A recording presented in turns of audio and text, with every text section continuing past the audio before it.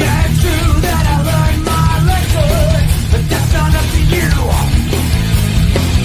When you wonder why I have my aggressions, your decision cost me too. Running star, the truly sincere, and favored is the one of light. I'm sick of your all living down bullshit. It's time you realize I live my way, 'cause I don't give a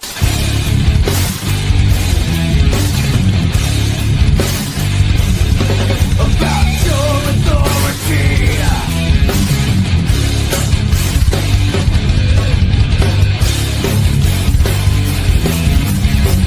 Open your eyes to a new world,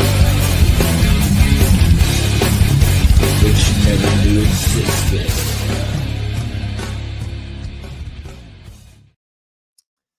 Alrighty then. Good morning, ladies and gentlemen. Welcome to the CanCon Week in Review, where we go through all the big stories from the last week. And holy crap, this was a crazy week.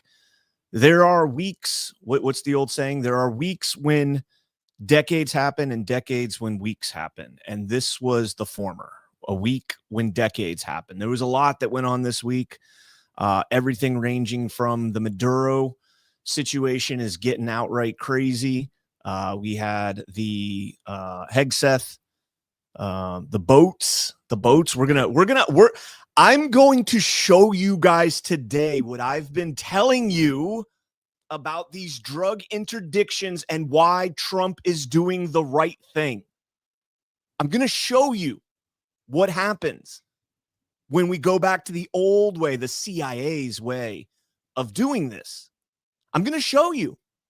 People put it out there yesterday. This Coast Guard video that's going around exemplifies exactly what I've been trying to tell you guys about why President Trump is doing it right. And this is why all of this is connected, I think. I think all of this is connected.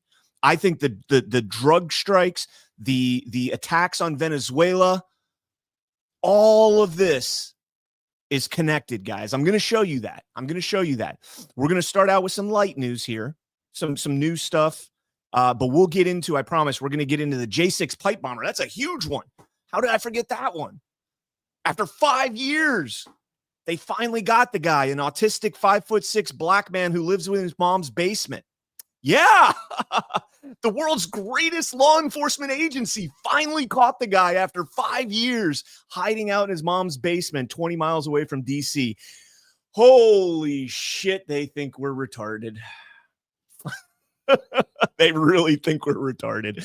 Me and Chris Paul had a blast yesterday on Badlands Daily unpacking that one. Holy crap.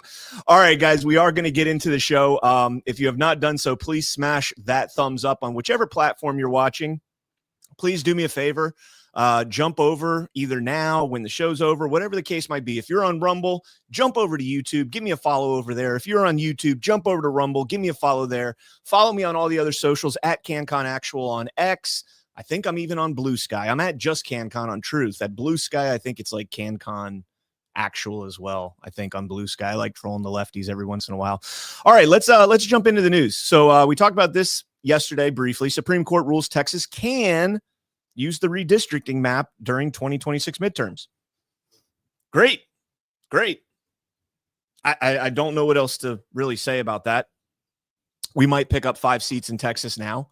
California is going to negate that with Prop 50 and gerrymander the shit out of that state, even more than it's already gerrymandered.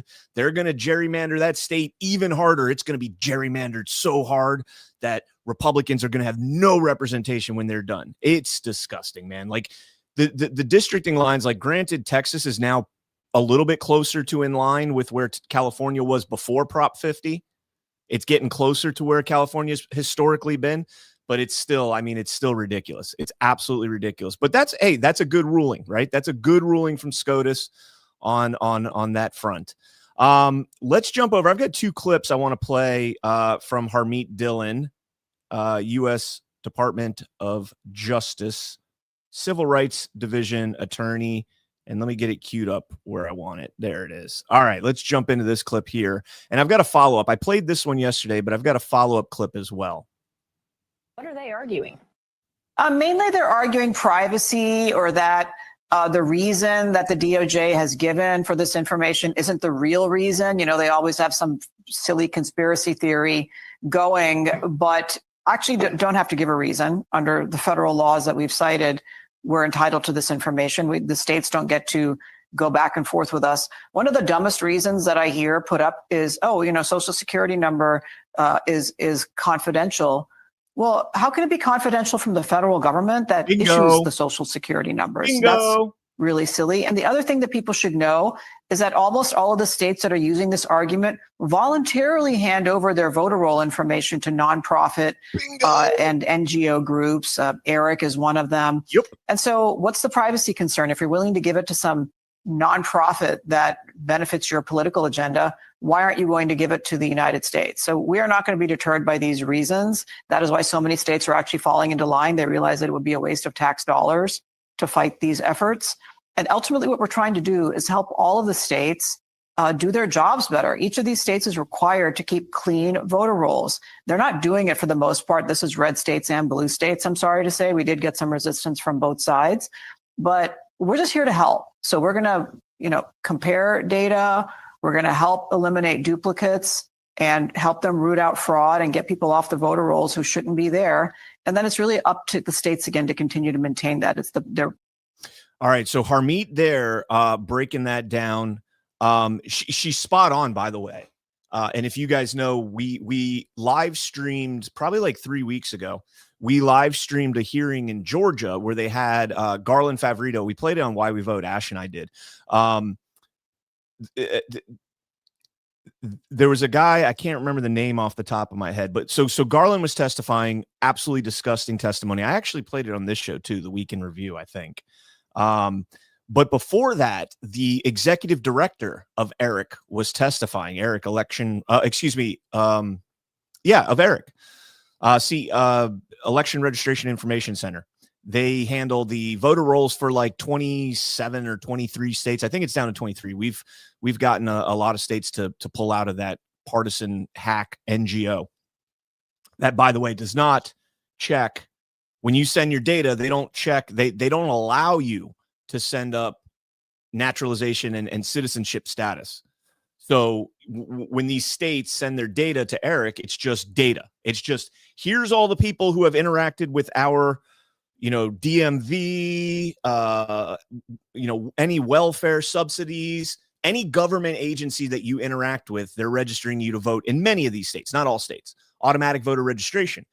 ERIC, the company that's processing those, does not allow you to send citizenship status up to them. Now, the ERIC was taught. So Harmeet Dillon is missing. This just hit me. He's missing a key component. It's not that ERIC is sending. It's not that ERIC is receiving this information. It's that ERIC is passing it on to other NGOs, and specifically the CEIR, the Center for Election Innovation and Research. It's like ERIC took the letters, scrambled it up, and made CEIR. Same executive founder, right? ERIC was founded by David Becker, partisan lawyer who was like absolutely destroyed when he was in the DOJ for being a partisan hack. I think Hans von Spassky, however you say his name, is on the record. Influence Watch has a good piece if you look up David Becker talking about what he did at the DOJ, his partisanship there. But so David Becker left and started ERIC, and then he started the CEIR. The CEIR goes around, and I don't know, they're the Center for Election Innovation and Research.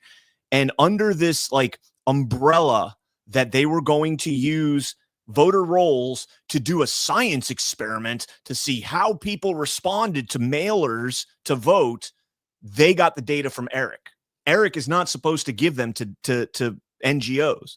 There is, I think it's, I wrote an article on this for Gateway Pundit. I'm trying to remember. I think it's the Driver's License Database Act or something, that you're not allowed to share this information with private entities.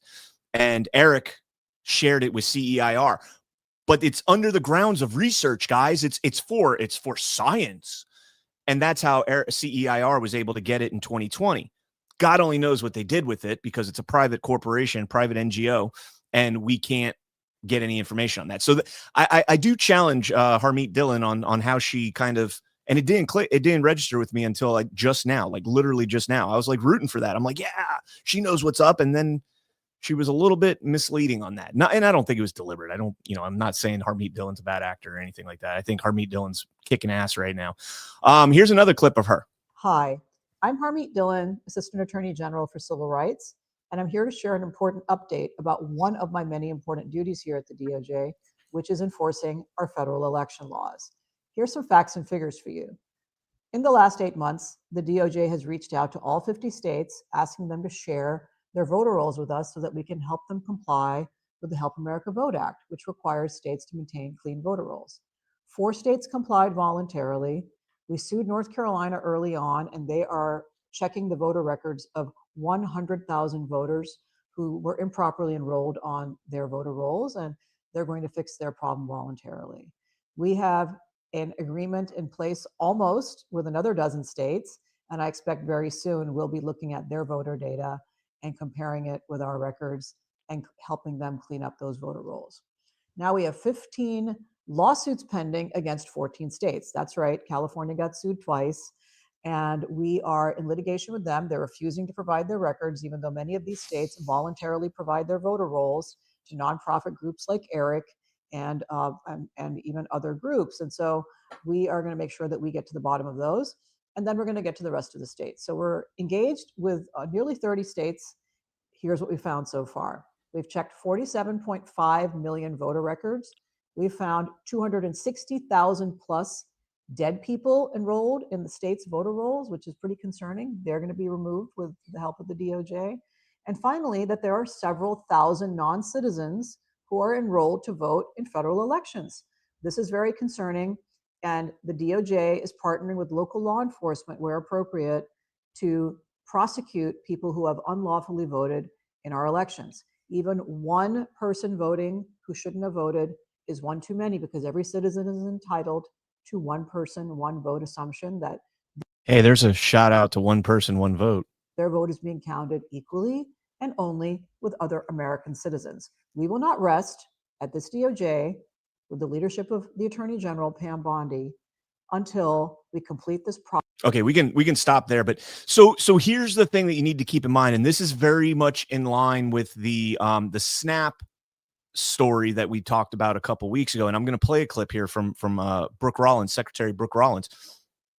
When Harmeet says we've looked at 47.5 million, we found 260,000 dead voters and several thousand illegals registered. Keep in mind, guys, that is predominantly the red states that are cooperating so far. And I'm not saying that red states are good. They're not. They're almost equally as trash as the blue states. Well, no, they're not. They're trash.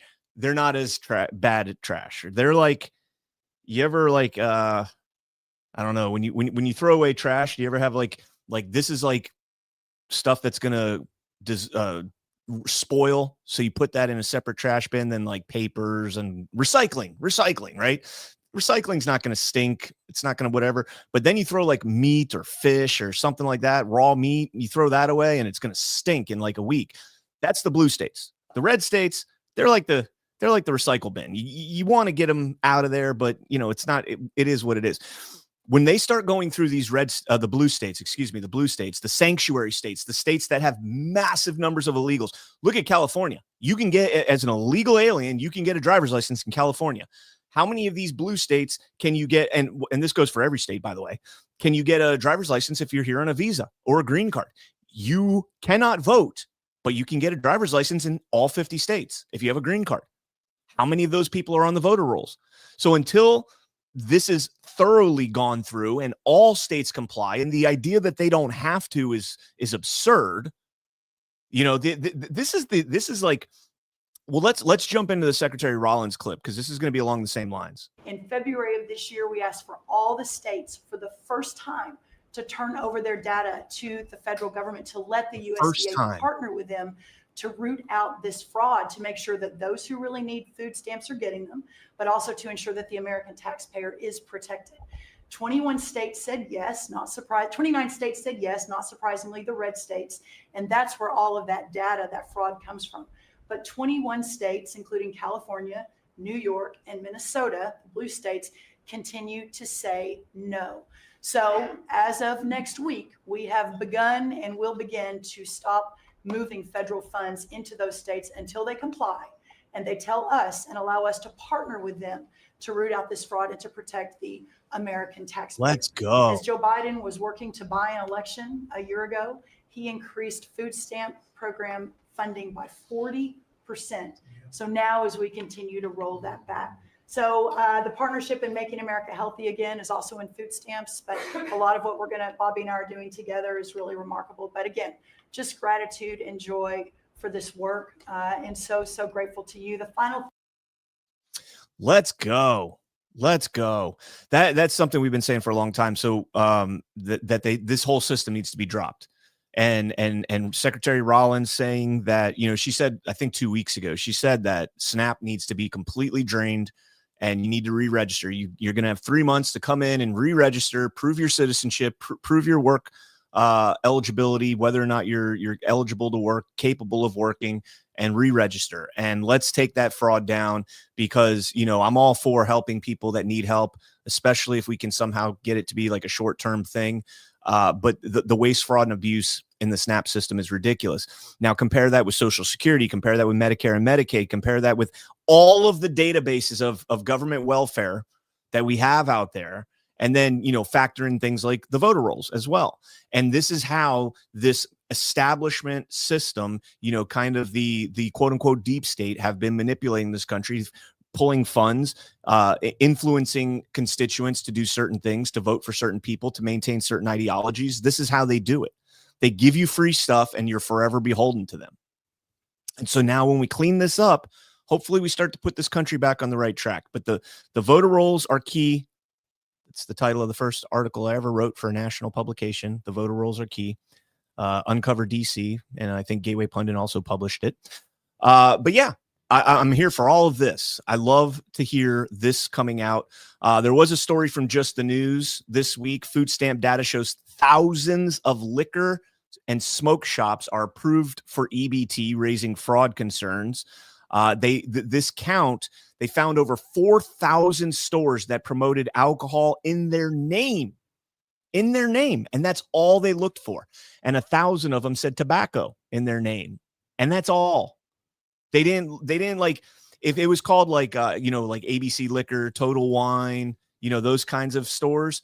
If it was just like Pappy's Corner Store and all they sold was liquor, it's not going to pop. It's not going to show up, and so that's interesting. It only counted stores that referenced those products in their titles, and they found massive amounts of fraud. Now, not necessarily people buying liquor and all that, but using the system, the convenience stores themselves manipulating the EBT system. It says, according to the report from FGA, more than 70% of all food stamp traffickers are convenience stores like the liquor and smoke shops found in the database. And about half of all liquor and smoke shops identified by the group were approved as retailers during the Biden administration.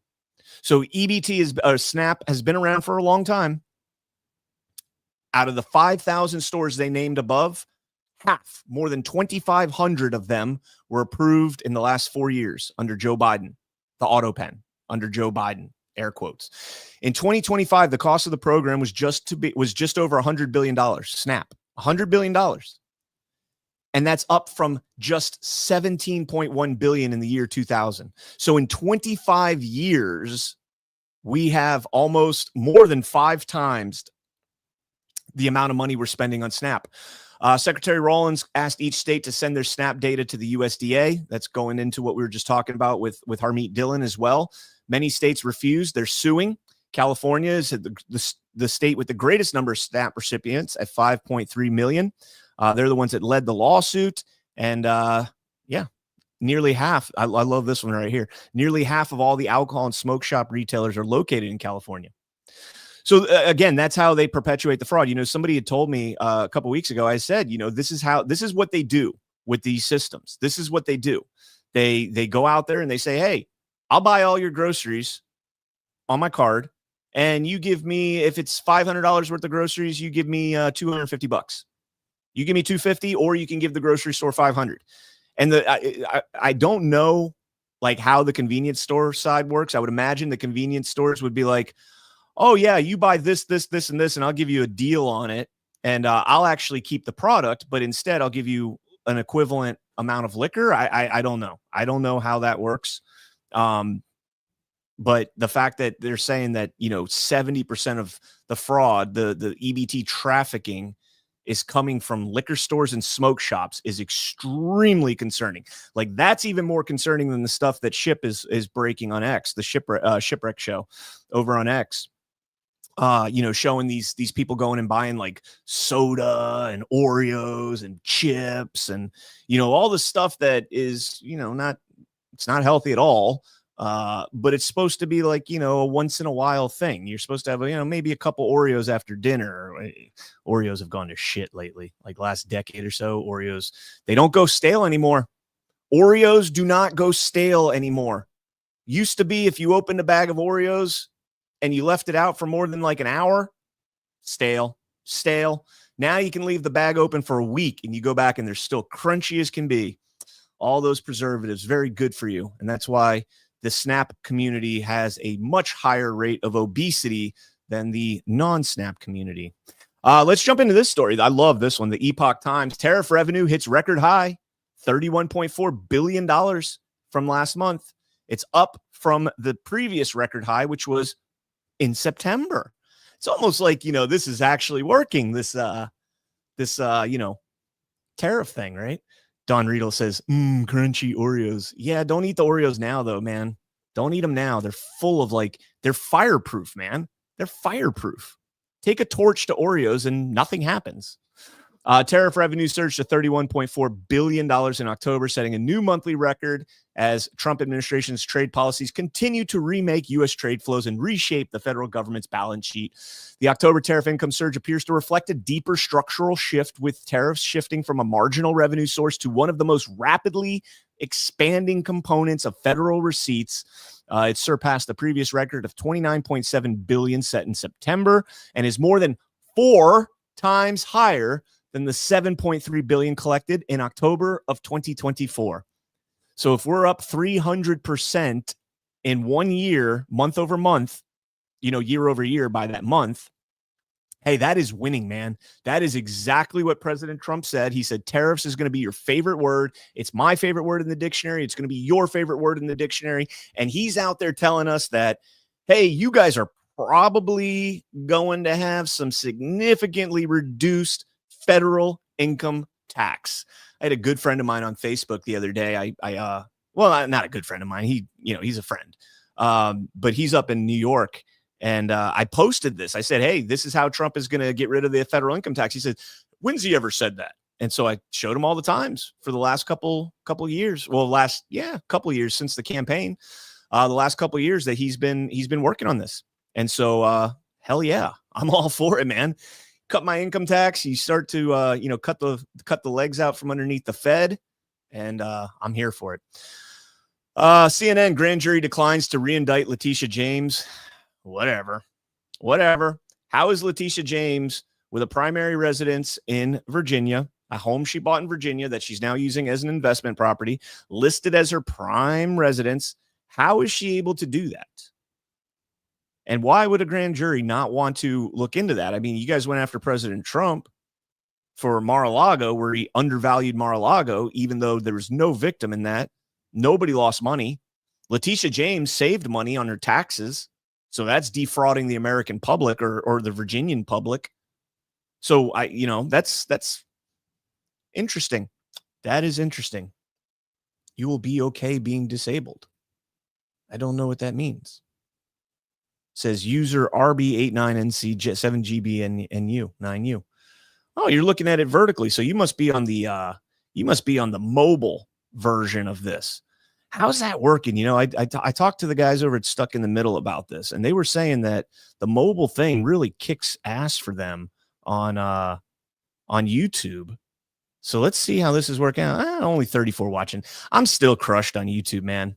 YouTube is like, I'm watching Behizzy and all my buddies, you know, getting tens of thousands of followers now at their back, and I've lost like 200. I just don't care. I don't care. YouTube is scum still. Rumble's rocking. Rumble's where it's at, and I don't care if they have issues with that. So hey, you guys remember? I think it was last week, and I can't remember if it was on this show last week or if it was on Badlands Daily. But last week, when we were talking about the DC shooter, this Lachenwall Afghan Zero Unit guy, the CIA trained operative, I said none of it makes sense. I said this guy got in his car, drove 3,000 plus miles across the country, left his wife and kids behind, takes out a .357 revolver in broad daylight and assassinates 2 junior enlisted soldiers, a staff sergeant and a specialist. Not an NCO and a junior enlisted, I should say. Excuse me. I don't want to disparage Andrew Wolf, Staff Sergeant Wolf's rank. An NCO and a junior enlisted specialist. And a specialist might be an NCO in the Army. I don't know. I know there's like E4 is kind of weird in the Army where they have like specialist and then corporal. And I don't know. The Marine Corps is much more efficient on their rank. But anyways, so I said, you know, this is a weird thing. Like, why would he do that? Why are you going to risk your life? You know, if you're on jihad, you're going to kill yourself after, and you're going to do more damage than that. I'm being blunt here. You're going to do more damage than that. You know, strap a suicide vest and do something, right? Nope. 357 broad daylight, bam, bam. And then he gets caught. That was strange. And so one of the things I said is this feels like it's kind of a perpetuation of the Seditious Six and Alyssa Slotkin, the CIA officer, former CIA officer. And it made no sense. So now we got this reporting, and it is from the Daily Beast, but it sounds like something I said last week in part. Feds probe stunning twist in DC National Guard murder. And what's that stunning twist? Well, U.S. intelligence is investigating information that a CIA hit squad threatened to murder Lachenwall's family. Oh, wait, nope. Doesn't say CIA. A Taliban hit squad threatened to murder Ramunula's Lachenwall's family in Afghanistan unless he opened fire on American troops in the national capital. The Taliban. This guy has a wife and 5 kids in Washington state. What family does he have left in Afghanistan that is more valuable to him than his wife and 5 sons? I told you how important 5 boys is to an Afghan, to any person, period, but especially in the culture, the Pashtun culture and you know, the Afghan culture. 5 sons is an incredible blessing. And this guy went and murdered 2 low-level National Guardsmen because the Taliban was threatening his family in Afghanistan? I don't know about that, guys. I think it's probably a little bit more likely that it was the CIA. I mean, come on. But investigators are asking themselves why a man who is vetted by 2 administrations with no criminal record and no history of extremism should drive across the country on an apparent suicide mission to shoot a heavily armed U.S. military personnel with a revolver. That literally was taken almost verbatim from when I was saying this. Like, this guy drove 3,000 miles with a revolver? Right? What? One line of inquiry they are seriously pursuing, according to sources with knowledge of the investigation, is that Lachenwall was made an offer he could not refuse. Either he accepted the mission or his family in Afghanistan would be beaten, murdered, and possibly beheaded. Earlier this year, and tell me that this doesn't sound similar. Earlier this year, a member of the Afghan Triples, an elite special forces unit that was set up, trained, and funded by the UK, just say MI6. Just say MI6, MI5, maybe counterintel, I don't know. To combat the Taliban, managed to leave the country and get to Germany, hoping his family could follow on later. In retaliation, Yarmouk, 60, killed his wife and father and 4 of his children, including 2 little girls who were beheaded. So that sounds really serious, right? That sounds really serious. You killed his father and 4 of his kids and his wife. Well, the only person from Lachinwal that might still be in in Afghanistan for the Taliban to get to is maybe his dad, his mom. His wife and kids are here in the United States. It's more likely that they got a hold of the family and got to threaten the family. Remember, we still don't know what the place in San Diego that they searched was. And El Cajon was in that Rolling Stone magazine article about the 0 units, where they went down there and they were breaking bread, and the 0 unit commander, a guy from San Antonio, Texas, flew all the way to El Cajon, San Diego, to break bread with them. I don't know. It's kind of fishy. All right, let's get into the craziness of this J6 pipe bomb story. This one, I can't, guys, I cannot read this story seriously. There's, not to toot my own horn, there's not too many people in this movement that have covered J6 more than I have. And when I say there's a lot, got to remember, there's tens of thousands of people doing what I'm doing right now. There's maybe 100 that I would consider, maybe not even 100, maybe like 24 that I would consider like top notch on J6. Guys like Gary McBride, Ivan Raiklen stayed on top of it. Kara Castronova. I'm trying to think. There's so many that are, in my, but anyways, this is something that we've been covering for a very long time. And this makes no sense. Makes absolutely no sense. So let's get into this. Just the news. Road to finding J6 pipe bomb suspect paved with good intent, with fresh FBI eyes and thorough police work. Thorough police work, guys. That's all it took, was thorough police work.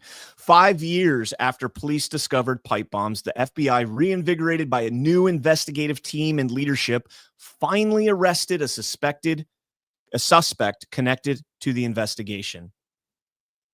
The arrest came after FBI Deputy Director Dan Bongino led a new look into the mountains of evidence collected by the Bureau and its partners, including hundreds of hours of footage, cell phone, and credit card data. Adam Purser's laughing at Ivan Raiklen. Ivan Raiklen's forgotten more about J6 than you know, buddy. Sorry. You might not like him. I mean, he's very contentious. He's very inflammatory. I totally get that. But Ivan Raiklen's forgotten more about J6 than most people. Just think about that. FBI and Justice Department officials stressed that the Bureau obtained no new evidence or tips, but that a fresh look at the case files and data led to a breakthrough. That's a key word right there, guys.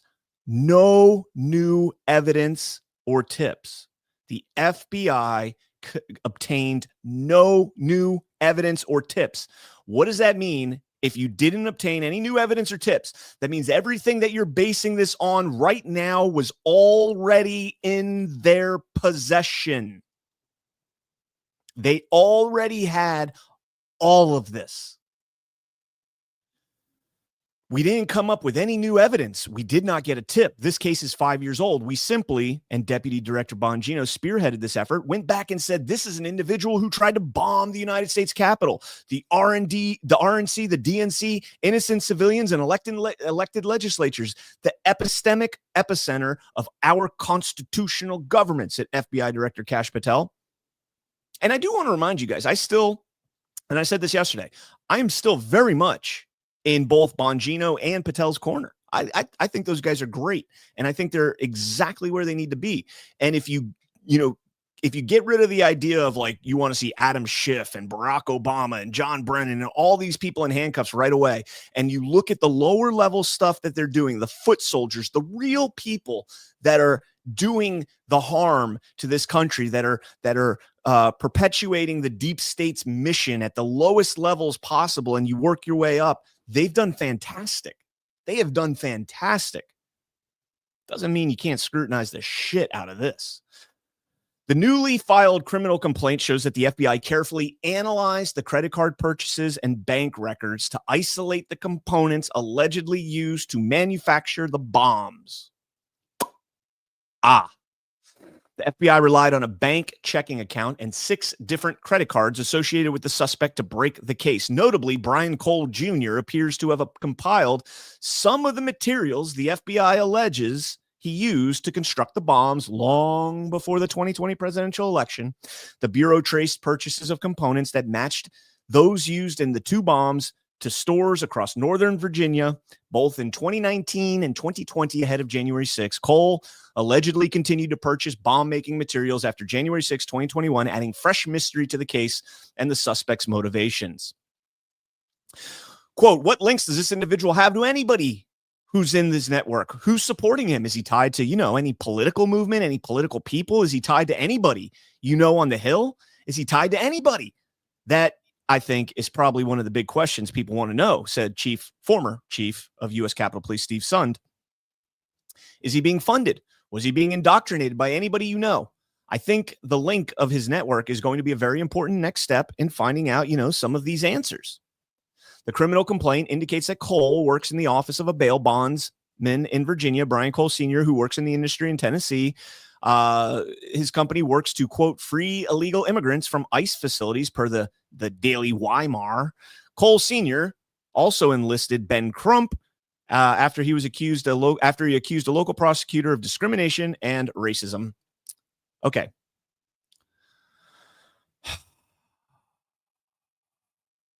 Let's play this one little clip because it's hilarious to watch Jake Tapper call Brian Cole a white man. Cole Jr., a 30-year-old white man from the D.C. suburbs, is charged with transporting an... a 30-year-old white man from the D.C. suburbs. Wouldn't Jake Tapper have loved if that was actually true?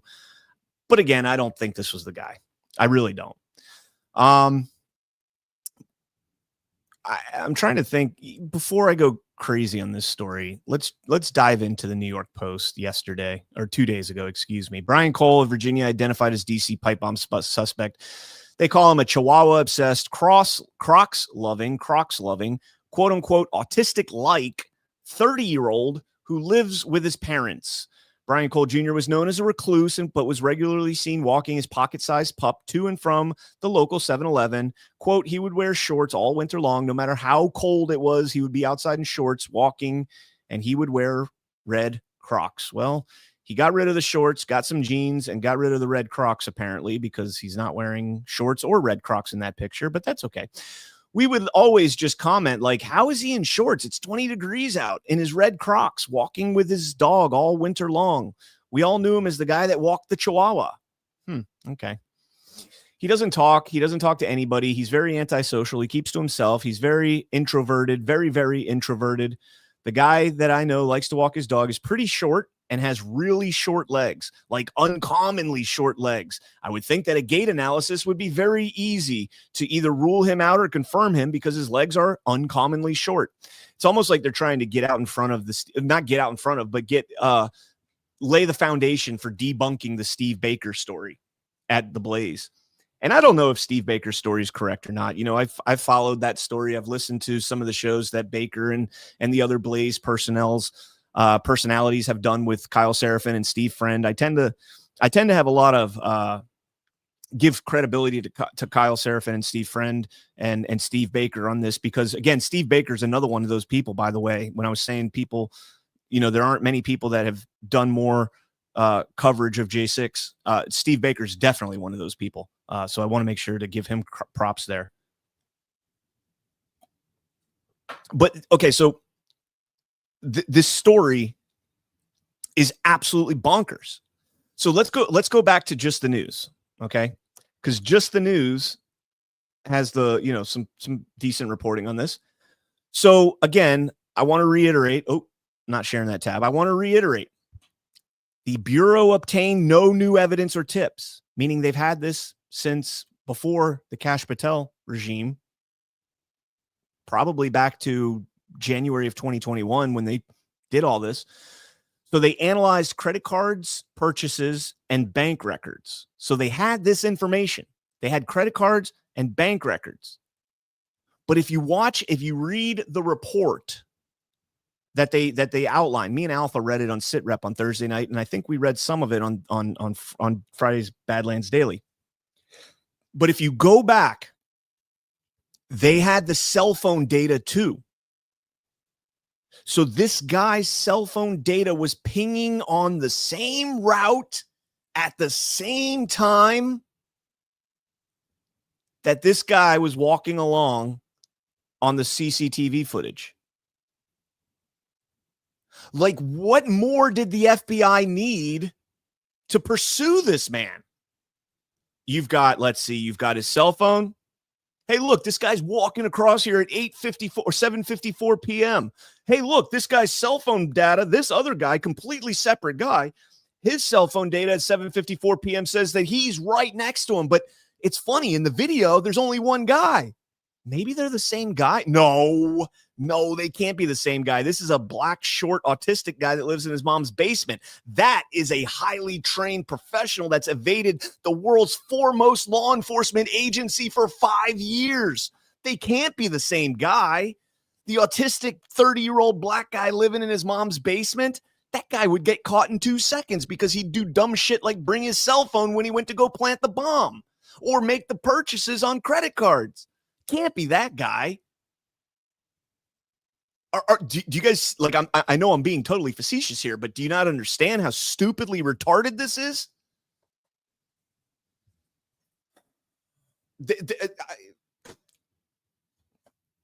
This guy evaded the FBI for 5 fucking years. This was the whole narrative of January 6th. This is what enabled January 6th to happen. You know, Thomas Massey says that there was trucks en route with hundreds more barricades to put up around the Capitol to help reinforce the Capitol, right? To help reinforce the perimeter of the Capitol. Oh, but guess what? Those barricades couldn't make it through the police block that was set up, the cordon that was set up around these bombs. Shocking how that happens. And then how many of those officers that were on duty at the Capitol got called away to go set up the cordon around the pipe bombs at 2 different locations, separate locations? It's a lot of officers, a lot of logistics that had to be moved around, personnel that had to be diverted. And so they were short-staffed at the Capitol, which allowed people to just walk in. Yeah. They got the guy's license plate. They got the license plate at the crime scene or in the area. Pissed off cat says he's a patsy. I don't know that he is a patsy. And I'll explain that in a second. He might have actually been the person that did it. But he was not, I don't think he did this on his own. So here's the thing that's really interesting about this. And me and Alpha were talking about this on Thursday night. This guy has, he was buying these pipes, 1-inch by 8-inch pipes. And somehow the credit card statements get itemized purchases. Okay, fair enough. It's weird. It's weird. Somebody had told me that his wife showed him how you can do it. And so, okay, fair enough. Maybe they can look at your credit card purchase statements and be able to get itemized numbers all the way back like 2 years. My friend Cody Austin, Moose's dad. Moose is like the greatest freaking dog ever. I love that dog. He messaged me the other day and said that his friend that works in, let me read this. Let me read this. This is worth it because saying that these purchases come all the way back from 2019 does not make much sense. He said, so when I left, it was like 90 days at a low risk store, meaning that they retained the records, purchase records, surveillance, like all the data for 90 days. depending on the threat level of the store, the Phoenix stores had videos stored for like 9 months. While I was at Home Depot from 2004 to 2019, we had switched camera systems like twice. Video storage is all based off of how big your server is and how much it can hold. From my friend who did asset protection for Home Depot for many years, I don't believe there's any way that they could have gotten a video from 5 years ago. You probably get a lot of messages. Okay, so anyways. So they didn't get new evidence, so they had all this. So is it possible that they got this stuff from, if in 2021, is it possible that they got purchase receipts and stuff from 2019? Yeah, sure. It's possible. It's that's not the crazy part to me. Here's the crazy part to me. Let me pull this back up on the other way right there. So this guy is buying things to make pipe bombs in 2019 and 2020. I think it was like June of 2020, November of 2020, and I think June of 2019.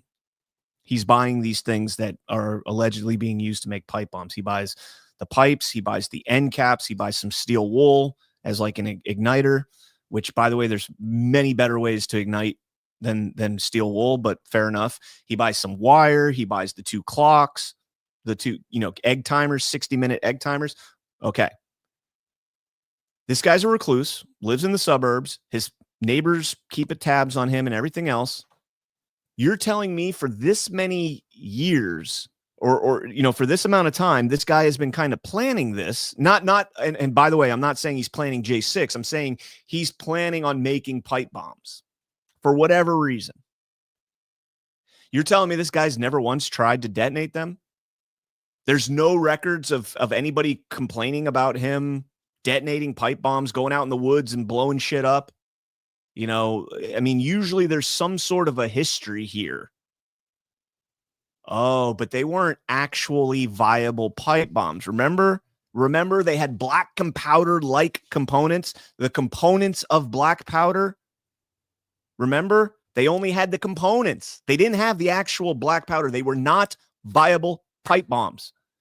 And this is something Bongino knows. So I'm a little disappointed in this because he knows that these devices likely came from some sort of a 3-letter agency's training arsenal.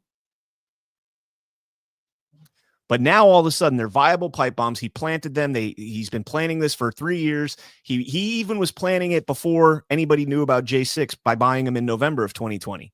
J6 wasn't a thing until December 18th when President Trump said, let's go to the Capitol and make our voices heard. So there you go. None of this makes fucking sense. None of it. None of it. And the timing of this is all surrounding this U.S. Capitol police officer who was accused by Baker and the Blaze, or not accused, but, they put out evidence that it was her, the gate analysis, the proximity to the guy whose actual Metro card was used following J6. They just happen to be next door neighbors. Go figure. And oh, by the way, she's also the U.S. Capitol Police officer that was firing pepper balls, frozen pepper balls, expired pepper balls that were doing actual damage as if they were 68 caliber rounds fired at 450 feet per second because they did not disintegrate because they were expired and frozen. It was very cold that day. I remember very vividly how cold it was in D.C. on that day.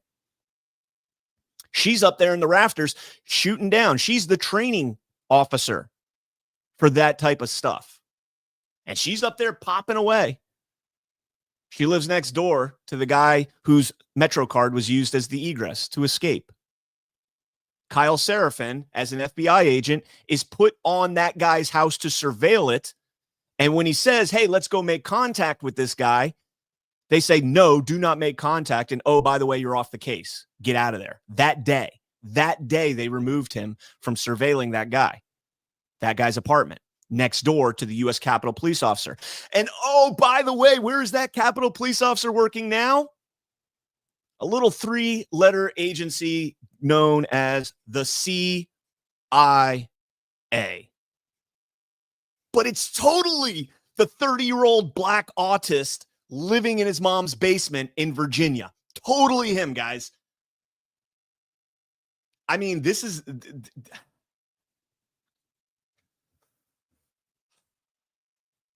It's totally him because he confessed. Here it is. Fox News. DC pipe bomb suspect admitted to planting the devices, expressed doubts about 2020 election outcome. Nobody is saying that this guy is MAGA, by the way. His dad runs a bail bonds company that is freeing illegal immigrants from ICE. But he's totally an election-denying MAGA Republican now. The accused DC pipe bomber has been speaking with investigators for hours, admitting he planted the devices and expressing doubts about the outcome of the 2020 presidential election, says a source close to the investigation. Okay. The explosive devices were placed near the Republican and National and DNC committee, whatever. Brian Cole Jr. is scheduled to make a federal court appearance later Friday for a first appearance before a magistrate. Now, Cara Castronovo was at that hearing for Lindell TV, and she put out a video 9 minutes long. It's pretty good. It's pretty good. Cara Castronova, she's a colleague over at Gateway. She does great work on J6. She's in DC, so she sat through a lot of these cases, and she's been in the courtroom. Tremendous source on all things J6. So check her out. A second source tells Fox News that the suspect's possible motivation is just one piece of information developed early in an active, ongoing investigation. But the suspect's statements about the 2020 election and his apparent support for President Donald Trump may offer a hint at a possible motive. Fox News, you are so garbage. You are so garbage. MAGA Republicans. MAGA Republicans. MAGA Republicans. This story absolutely reeks. Absolutely reeks. One thing Cara Castronova did say during that arraignment was that the family, she said, genuinely looked absolutely shocked. Like they had no idea. No idea. Same thing with him, that he looked, autistic. Okay. I mean, I don't believe any of this. Now, do I think he planted the bombs? Very well could have. Very well could have. Did he act on his own? Absolutely not. I don't think there's any possible chance this guy acted on his own. I want to go through this thread here. This was put out by Travis Hawley. The FBI has arrested Brian Cole Jr. of Woodbridge, Virginia for the pipe bomb incident. Let's do some open source OSINT, open source intelligence, using publicly available information to uncover the digital breadcrumbs of this suspect who is innocent until proven guilty in a court of law. And I want to scroll down. This is all, the pictures of him and everything. These are some of his email addresses, and that's going to be relevant because it's going to be used to identify accounts that he's signed up for. Interestingly, his email, Cole Brian, and then they have a little redacted part for his personal PII, has been deleted entirely and has not been logged into since March 27th of 2023. Looking at the breached dark web information, only partially redacted due to public interest, shows a pattern of patriotic USA, Patriotism, America, and military-like Delta One passwords and usernames across the web. And then this is the craziest one. I am hot for the number 4, COCK. I'll let you guys spell that out. I_am_hot_for_COCK appears to have been his username associated to his email, Cole Brian, redacted, at gmail.com, that was involved in the 2016 hacking of the Adult Friend Finder sex and swingers hookup site. So 9 years ago, when this guy was 21, he was apparently hot for male chickens. And he went on Adult Friend Finder's site to try and find male chickens because he was hot for male chickens. Brian Cole has at least 2 accounts on Gaia Online, an anime-themed social networking and forum-based website launched in 2003. Jump down here. And this totally, by the way, guys, this totally looks like a real alpha male guy right here. This guy is totally an alpha male MAGA Republican playing with anime, hot for cock. Yeah, I said it, whatever. Yeah, totally MAGA right there, guys. Gaia Online. The suspect appears to be an avid gamer. His emails are registered to various games accounts, including Evany, Next Gen, Game Tuts, Gaia Online, EA, MPGH, Game Cheats, etc. These are the avatars. Look at that. That's totally a MAGA avatar right there. Totally a MAGA avatar right there. Ebony kind of looks like League of Legends. I play League of Legends. I like League of Legends, but it's nothing like this game at all. At all. It's yeah. I was able to acquire 5 older IP addresses associated. Okay, whatever. Skip through that. Brian Cole was looking for pen pals online sometime before 2015 when his account was part of a data breach. He's clearly an avid gamer and into things like fantasy and anime. He had an account with Dueling Network, which is a Yu-Gi-Oh simulator. He's been using the Delta moniker across gaming websites for over a decade. On June 9th, 2012, he created the Twitter account Revivalist for USA. Appears crime runs in his family, and then got a whole bunch of driving violations right here. Not crime. You know, I'm not worried about. This guy got rolled up. I guess it's his brother. Yeah, his brother got rolled up for some marijuana charges and stuff. That's no big deal to me. Now, his dad is a little interesting. His father, James Jerome Cole, 13 years ago on YouTube, was talking about being a bail agent. His father appears to be, maybe ironically, the president of Free U Bail Bonds. His father's email is registered to the following 83 bail bond domains. Now, here's where it gets interesting. According to open sources, his father had or has a 2019 federal tax lien of $266,000. Another one for $48,000. This is the key right here, I think. I think this is the key. These bail bonds things. Another tip for $30,900. Or another tip, another tax hold. That was in 2015, and $48,000 in 2016, and then $266,000 in 2019. So here's what I think happens, and this is just my opinion. He very well may have planted these bombs, these fake bombs. He might have done it. But I think he was groomed in these gaming chat rooms. If you need to see how that works, go check out BX on X's work. It's ironic mentioning BX and Kyle because they butt heads like crazy over all this. But go check out BX on X's work. She does phenomenal work on Order of 9 Angles, 764, and all that stuff. And then think about this. What if Brian Cole Jr. was groomed to do this? He was told that if you do this, your father's tax liens will go away. And by the way, you will never get caught. You won't get caught. Because how else do you explain the world's foremost law enforcement agency being like, yeah, it's totally not the guy whose cell phone was tracked along the same exact path that we have the closed circuit television footage from? Totally wasn't that guy. The 30-year-old autist black man living in his mom's basement was able to dodge the FBI in the largest FBI operation conducted on American soil, by the way. The J6 rollout, I mean, they were pulling people in Alaska off of pedophiles to go after J6ers. They were pulling people off of child sex crimes to go after people who were waved into the Capitol and walked around.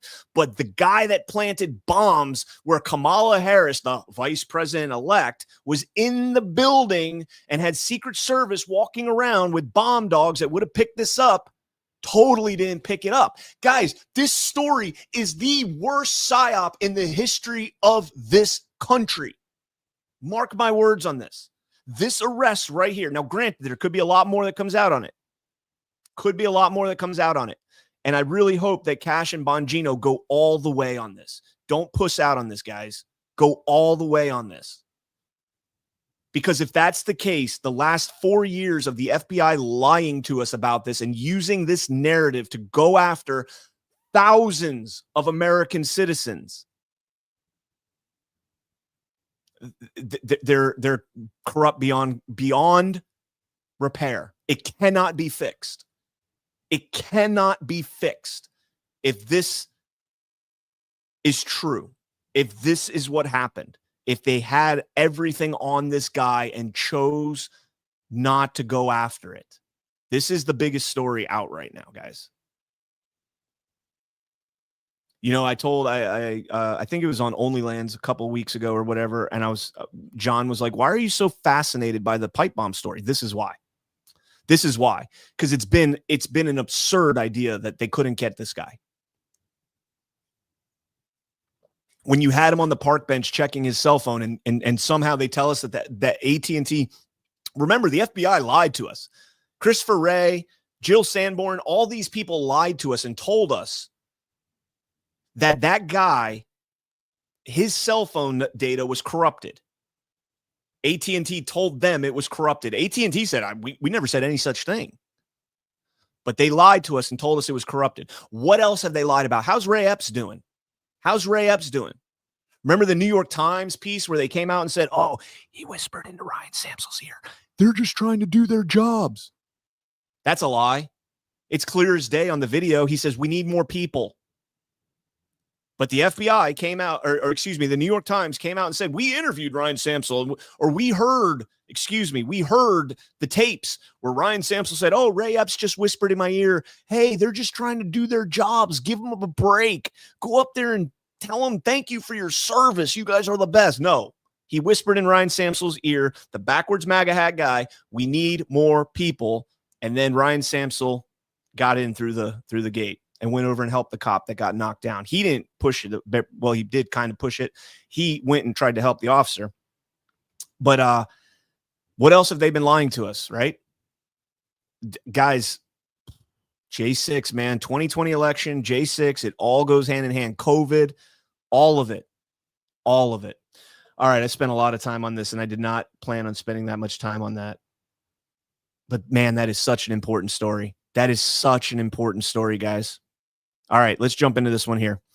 From AP, Admiral says there was no kill them all order in the boat attack, but video alarms lawmakers. I'm going to show you guys in this segment, I'm going to show you guys what I told you in the beginning, why President Trump is doing the only thing that can be done to stop the drug trafficking through these boats.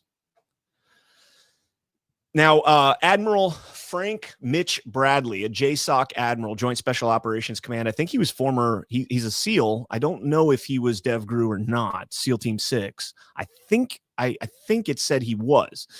But he's commanding the U.S. military strikes on the drug boats in the Caribbean, however you pronounce it. Today, it told lawmakers that there was, quote, no kill them all order from Secretary of War Pete Hegseth. And this is something I pointed out on Daily as well. They call him Defense Secretary Pete Hegseth. And technically, that's incorrect. He's War Secretary or Secretary of War Pete Hegseth.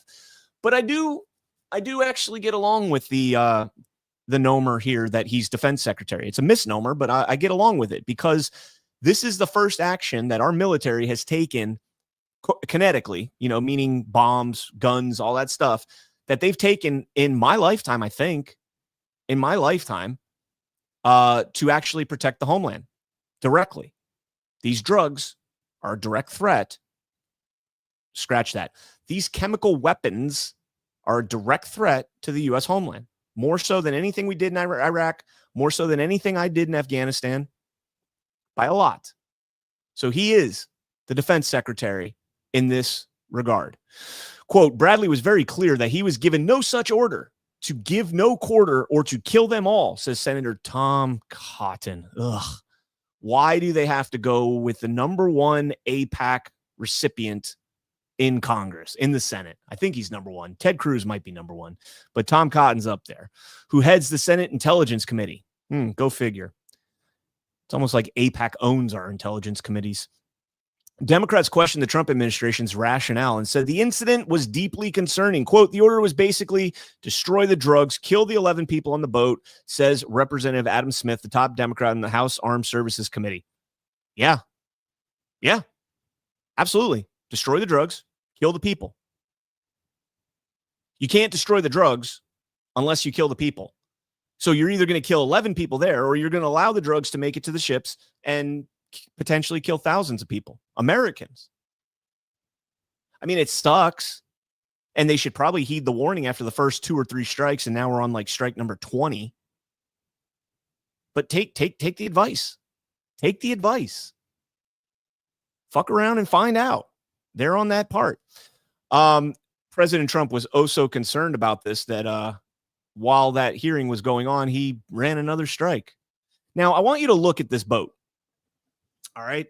I can't zoom in. I'll make it full screen on here. It makes it a little better. But you see, and you can't see my mouse, but you see the crosshairs that they have on the Reaper camera, like right where the 3M is. You can see this boat is loaded for bear. It's got stuff all throughout it, containers, whatever the case might be, all throughout it. Just keep that in your mind. So President Trump goes out there and is like, yeah, we're going to do this thing. Boom. While the hearing is going on, like, hopefully there are no cell phones, closed door with a JSOC commander, admiral.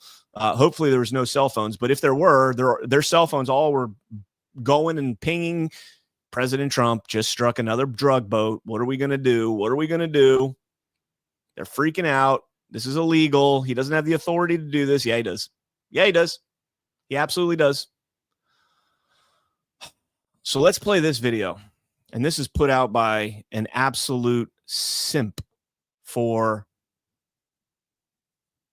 these I don't know, these acts. OSINT Defender on X puts out this video. And before we play the video, let's not play the video yet. Hey, stop it. Let's read what he says.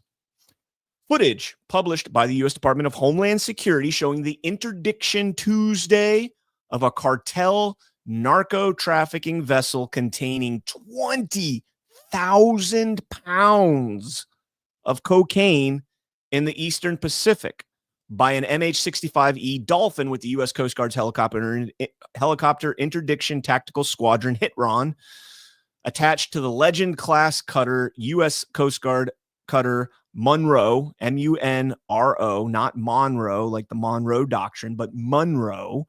In the video, a sniper on board the MH-65E uses a Barrett M8250, we call it a Sasser, anti-material rifle, because anything it hits, it takes the material out of it. It's a great weapon. I've shot a couple of those.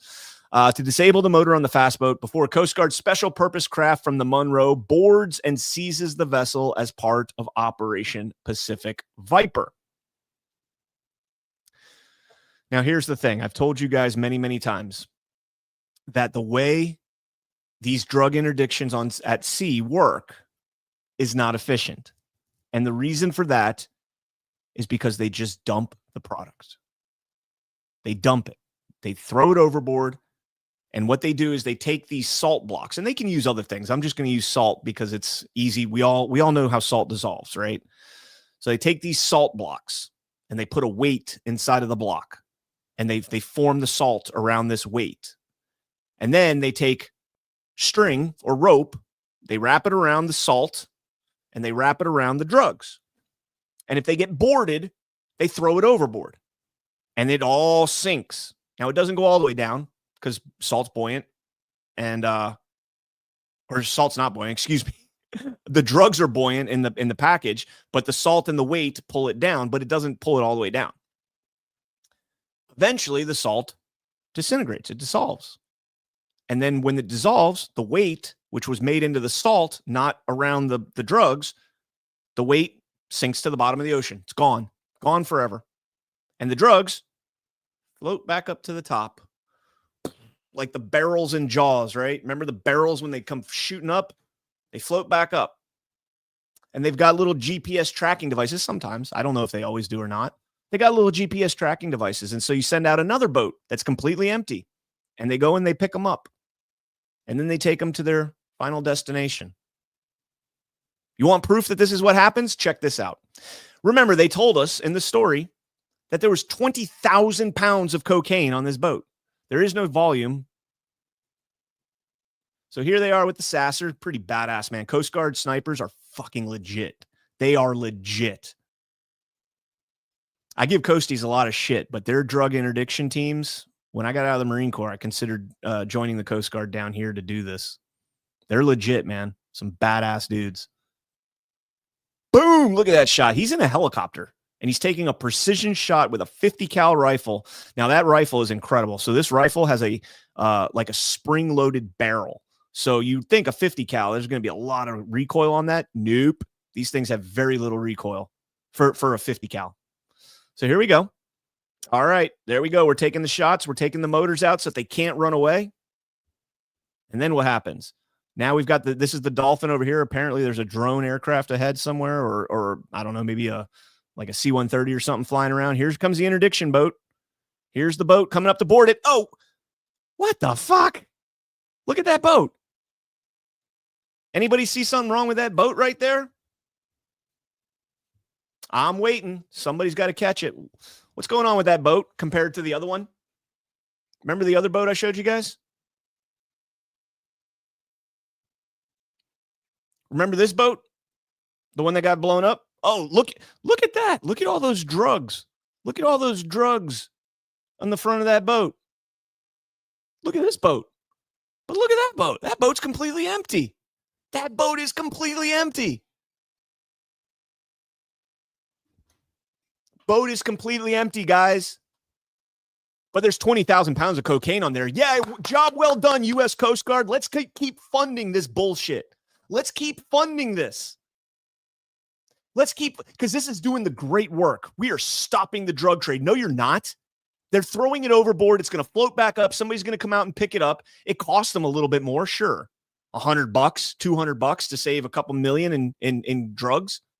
That entire boat right there doesn't weigh 20,000 pounds. And they're saying there's 20,000 pounds of cocaine on that boat. And remember, guys, the Coast Guard, the cutter or the interdiction boat on the cutter is just now approaching it. It's not like they were already there and they're offloading it and loading it up and whatever the case might be. No, they disabled the boat and you can see right there, it is empty. It is empty. They dumped it. The only way to stop this is to blow them to hell. That's the only way. And you might be saying, like, look. What is that doing? I have new choices for memory cards. Why am I getting a notification that I have something plugged in? All right. So anyways, you might be saying like, oh, well, there's stuff back there. Yeah, that's fuel tanks, gas tanks, the cockpit, the steering mechanisms. When people tell you that, what President Trump is doing is dangerous and it's against the law and it's not, there's better ways to do this and all this stuff. It's not true. It's not true. President Trump is doing the best job right now at stopping this facet of the drug trade. Now, there are other ways. Land is much more difficult for them and much more easy for us to track and eliminate because you can just roll up on them. You can ambush them. You can't ambush somebody on the open seas. It's open. There's no cover. There's no concealment. You roll up in a helicopter and you take shots at the engine. Okay. Well, I'm watching the guys dump shit overboard. Okay. You're going to dive down and find it in the currents. People might think like it's like a lake, like you throw it overboard and okay, you just dive right under the boat. Fuck no. That shit's the current takes that miles away in a matter of minutes. It's gone. It's gone. You'll never find it. And so what do you do? Well, we're going to charge them with driving a boat with nothing on it. So they get a slap on the wrist and they go back to Colombia, Venezuela. They want us to think it's Venezuela. It's mostly Colombia, Guyana, some of these other countries. They go back there and done deal. Done deal. So this is like, I want to stress this because this is why our politicians are freaking out about this. The CIA is running the drug trafficking operations in South America for decades. Decades. They've been running this. Operation Condor, Northwood. They've been running this regime change coups. We're watching one right now. We are watching one right now. And it's fascinating because as they get more and more desperate, they have to do more and more desperate things. And so what are they doing now? They're putting it out there in the open. President Trump, people think President Trump, I personally don't think that President Trump is I I think there's a lot of kayfabe with the Maduro stuff, and we're going to get into that here. Is that next? Yeah, that's next. No, it's not next. So let me hold this.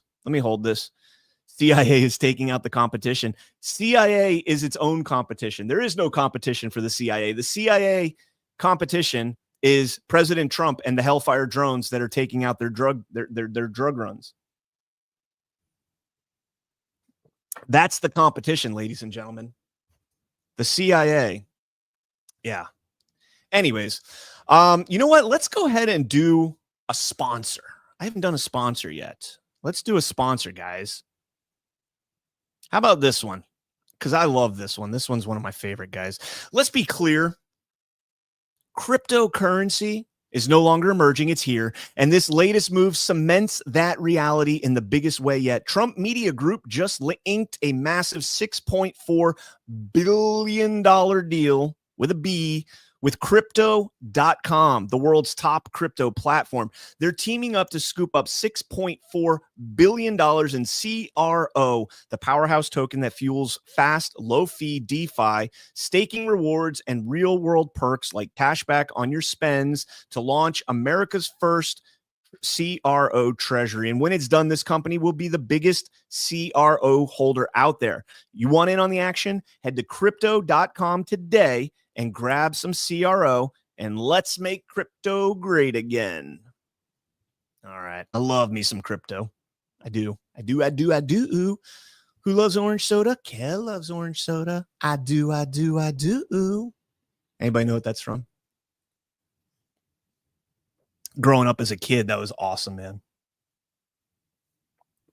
Keenan and Kel, baby. Keenan and Kel. All right, let's keep going.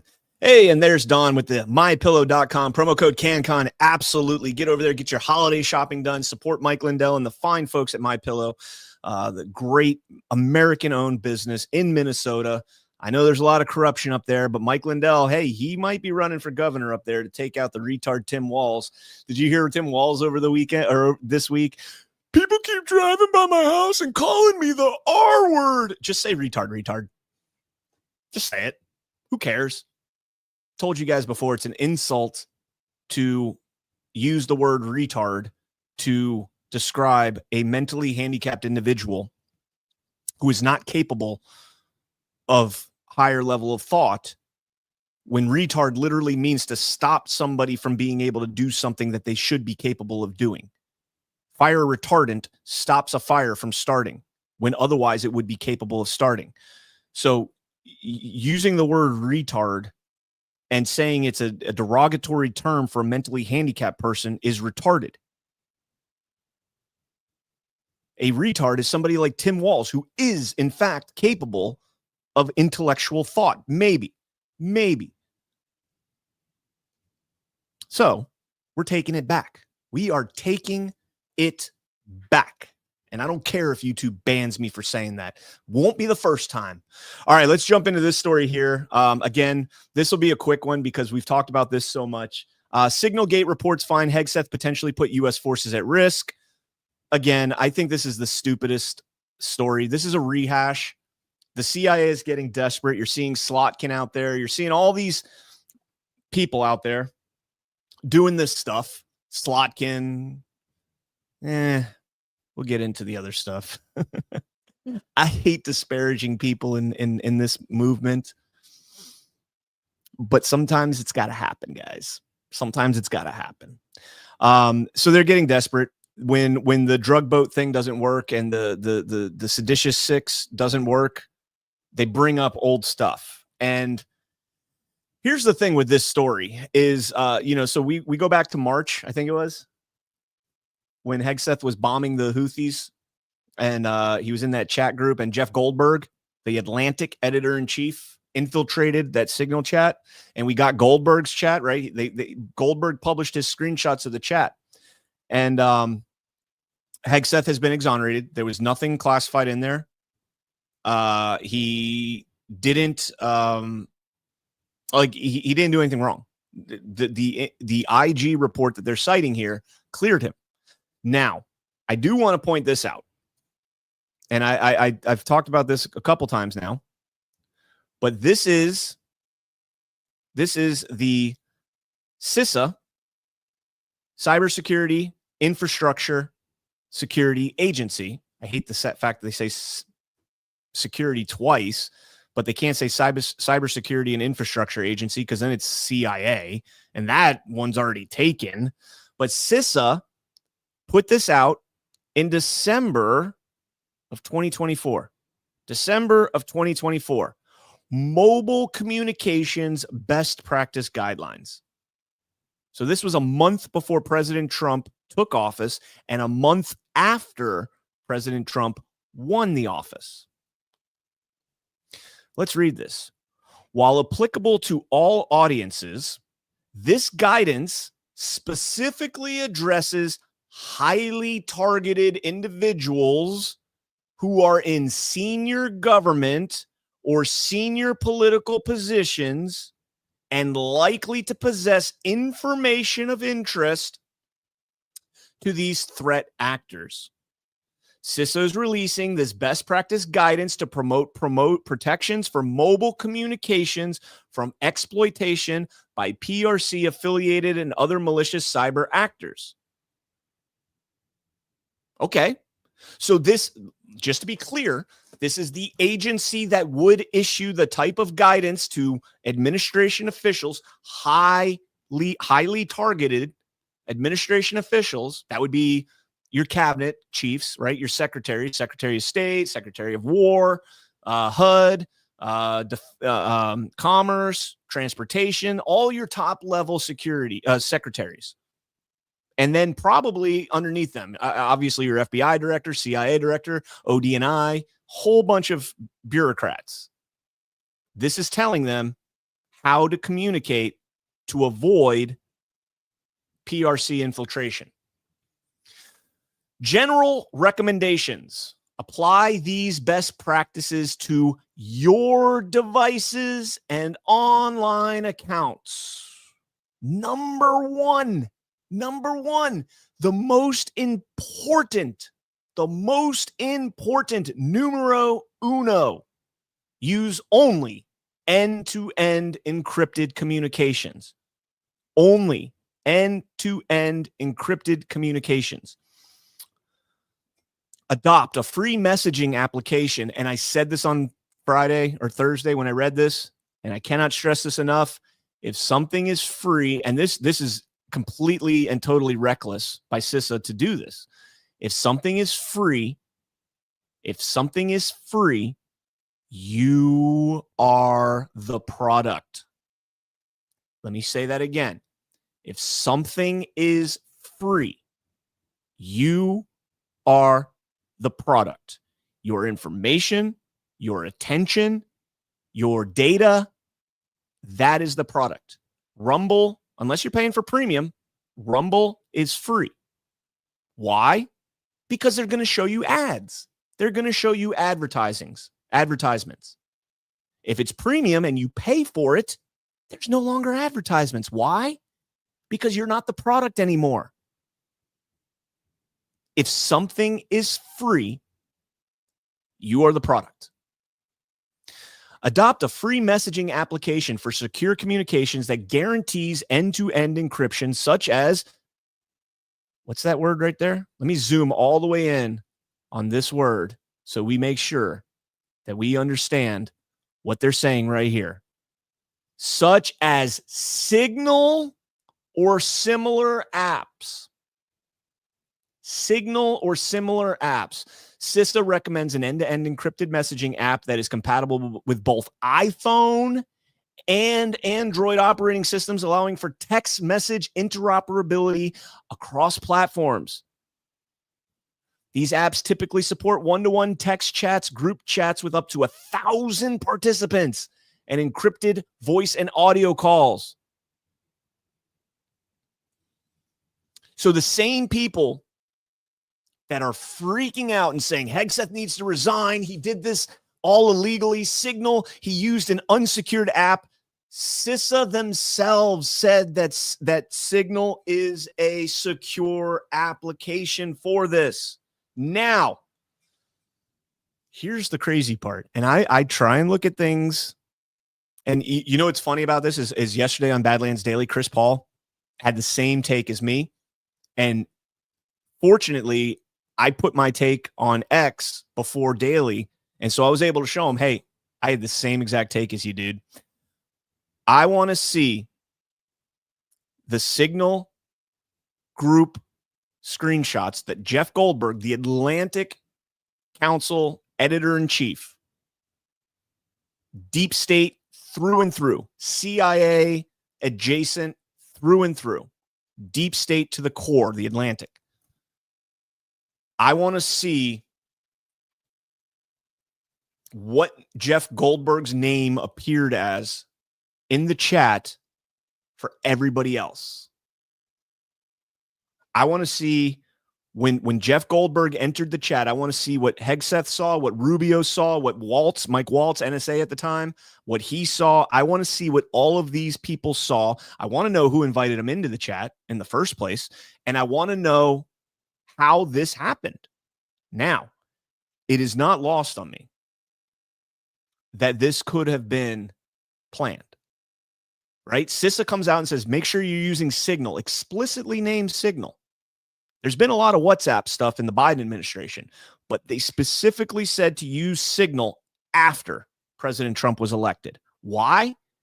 Well, if you guys are using Signal and we have somebody like Catherine Mayer on the board for Signal, the Signal Foundation, maybe they have back doors in and they can monitor what's being said in there.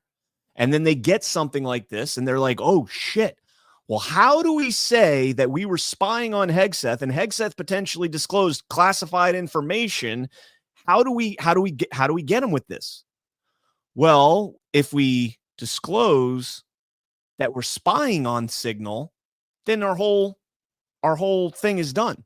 Our whole operation is done. So how do we expose this?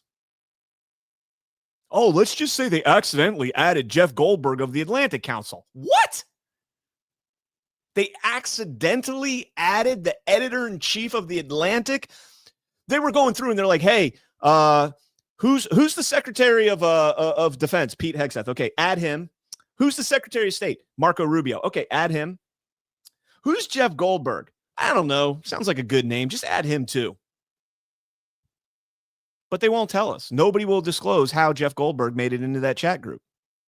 But meanwhile, you've got one of the chairmen of the board of directors for the Signal Foundation is Catherine Mayer, who's the CEO of NPR, National Public Radio, USAID, anyone?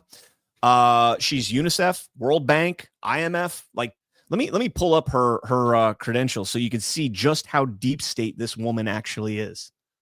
I was looking it up the other day, so it should be in my history.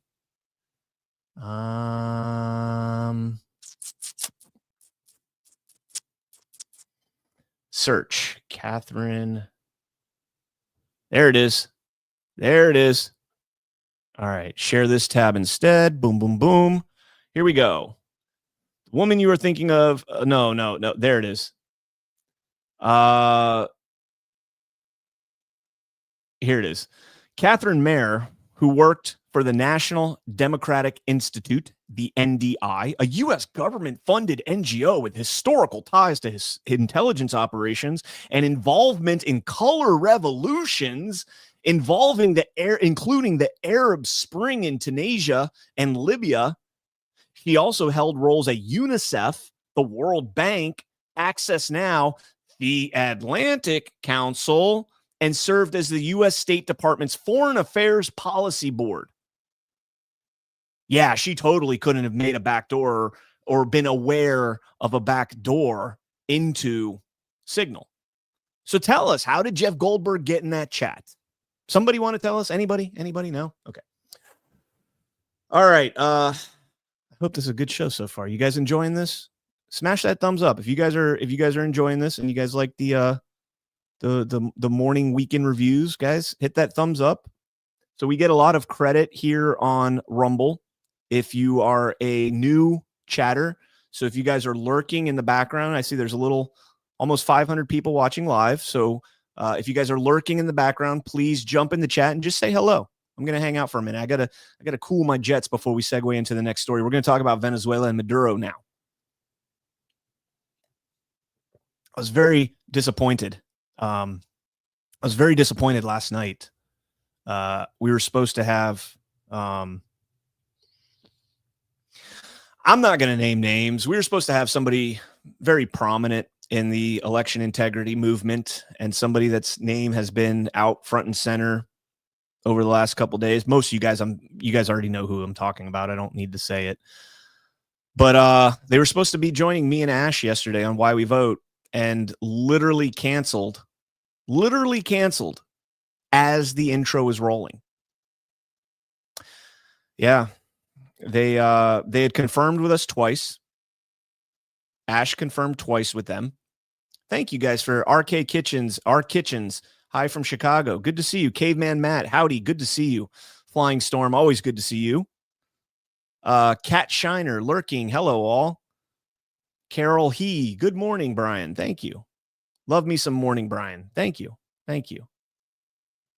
Anybody that I actually like know personally, like down here? I know some of my friends listen, and I'm wondering, do I have any friends out there? Just if I do, let me know if I got like any personal friends.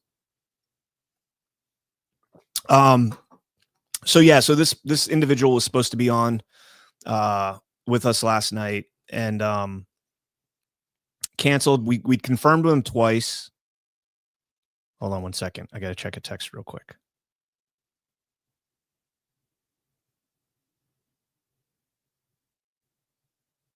Okay, apologize. Yeah, so and like 5 minutes before we went live, we got a message from his booking agent, I guess, and we were interacting directly with him. You know, he had said, "Hey, I follow both of them. They follow me on X. Let's reach out and get hooked up here." Florida Angler 41. I'm an old friend, Lupo. Hey, well, good to see you, Florida Angler 41. Anyways, so yeah, his booking agent reached out and is like, "We don't have the link. Can you send it?" And this is 5 minutes before the show. So at that point, still going, right? 5 minutes before the show, if they're reaching out panicked about not having a link, we send it to them. And then as the intro's rolling, like literally a minute 53-second intro, I managed to pivot from that interview, call Harrison Floyd or text Harrison Floyd and be like, "Hey, dude, so insider baseball here. Me and Ash were going to interview Harrison Floyd at 5 p.m. on my channel before. Did not get to do that because he was a little bit late. We had gotten a confusion. He thought the times were changed, whatever. And so we ended up deciding we were going to do it after Why We Vote. So we were going to pre-record after Why We Vote, Ash and I. And of course, I texted him. I'm like, "Hey, emergency, can you come on?" And he was awesome. Harrison Floyd is a badass. I absolutely love that guy. Hey, Bali, there we go. Thanks, man. Appreciate it. Yeah, he's absolutely great. Yeah. Semper Fi. That's what I was to Bali. He was great. Check it out. I'm going to put it up here probably tomorrow. I'm going to play it on here.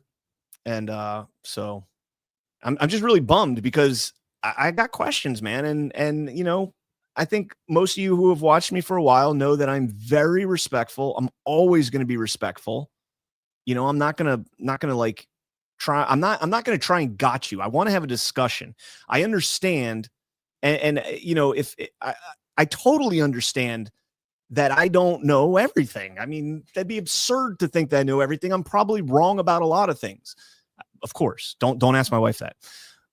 But I'm willing to have that discussion and see what I'm wrong about and let you go deeper. But you know, there's too many people out there. There's too many people out there that just they want to hear what they want to hear. Right? They're like, "Oh, this guy's saying all the things I want to hear. He's exactly right." Is he? Is he exactly right? And I'm not saying I'm not talking about this guy specifically. I'm talking about somebody else. This is not, we'll just throw names out there.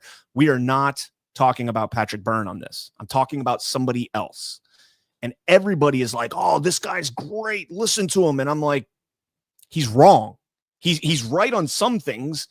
He's wrong on just about everything else. And it's verifiably wrong. But apparently, after 5 years of all the shit that we've gone through in MAGA, 10 years if you've been here the whole time, apparently we haven't learned a damn thing. Case in point, the CIA is not your friend. They might do great things. They give zero fucks about you. There are some that will do the right thing because it's the right thing, but they're not doing it because of you. They're not doing it because of MAGA. They're doing it because of their own self-interest as an association, as an organization. And we don't have discernment. Like, we're like, oh, that guy's CIA, you can't trust him. But now all of a sudden that they're saying things we want to hear, we trust them. Trust this guy. When you could do your own research and find out that it's mostly wrong. All right. Enough of me ranting. I hate doing that because I'm a pacifist, man. I'm a love everybody kind of guy. So let's jump into this story because everybody's been talking about this story. The Dallas Express, former Maduro spy chief letter to Trump seeks to expose narco-terrorist war against the United States. And let's just read the letter. This is from Hugo Carvajal Barrios to President Donald J. Trump. My name's Hugo Barrios. For many years, I was a high-ranking member of the Venezuelan regime. I was a 3-star general trusted by Chavez and Maduro and served as the director of military intelligence. Once again, let's trust the spooks, guys. Trust the spooks. The spooks would never lie to us. Literally, they run their... And to be fair, I'm not saying that they aren't telling the truth or that they are always lying. I'm telling you that their job is psychological operations. Their job is distraction, diversion. It's to put you off or to manipulate you into a position that they want you to be in. That is what spies do. This is their job. It's their tradecraft. It's what they do. And I don't understand how people are just like, oh, I trust the CIA guy. Okay. I trust the director of military intelligence for Venezuela. I trust that guy.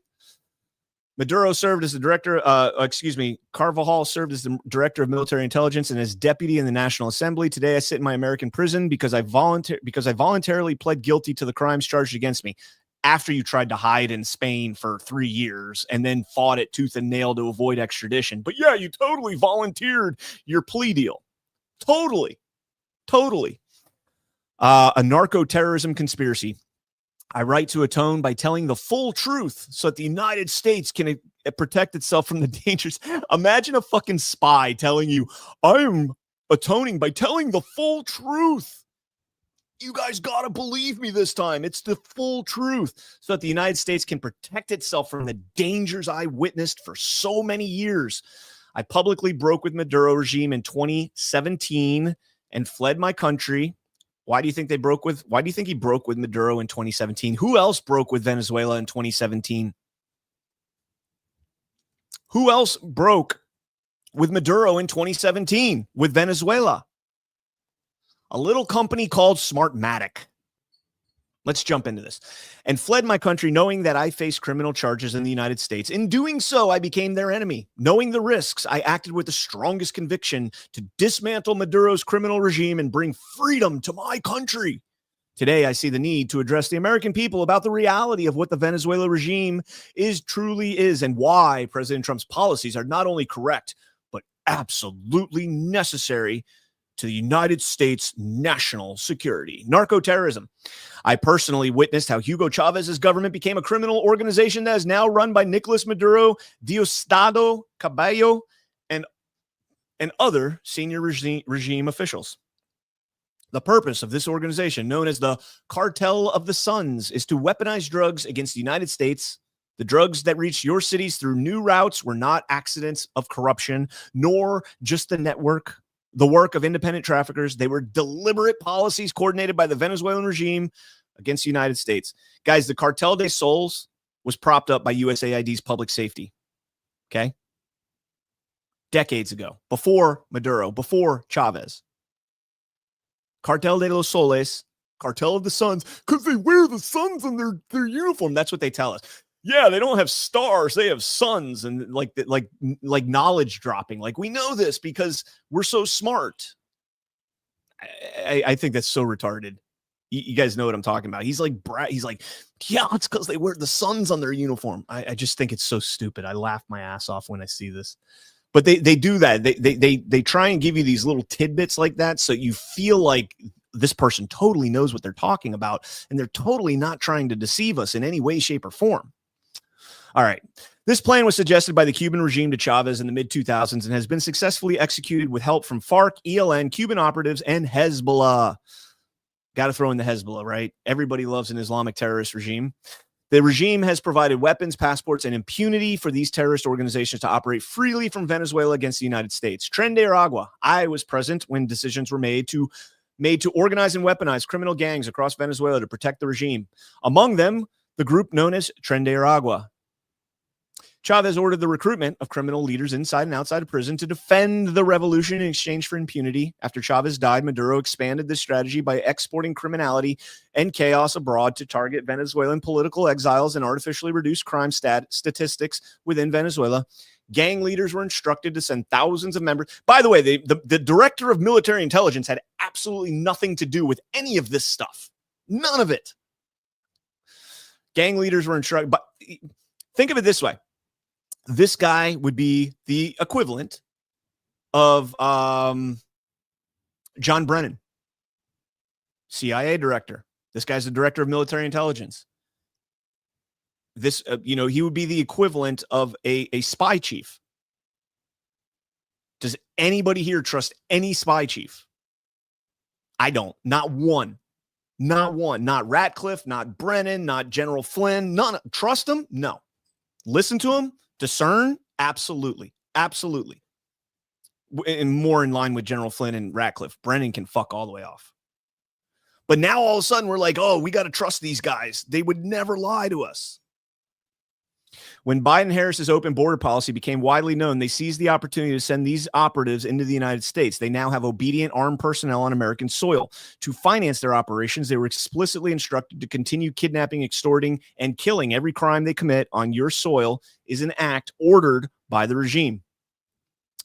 Counterintelligence and espionage against the United States. I was present when the Russian intelligence came to Caracas to propose to Hugo Chavez the tapping of submarine internet cables that connect most of South America and the Caribbean islands with the United States for the purpose of penetrating United States government communications.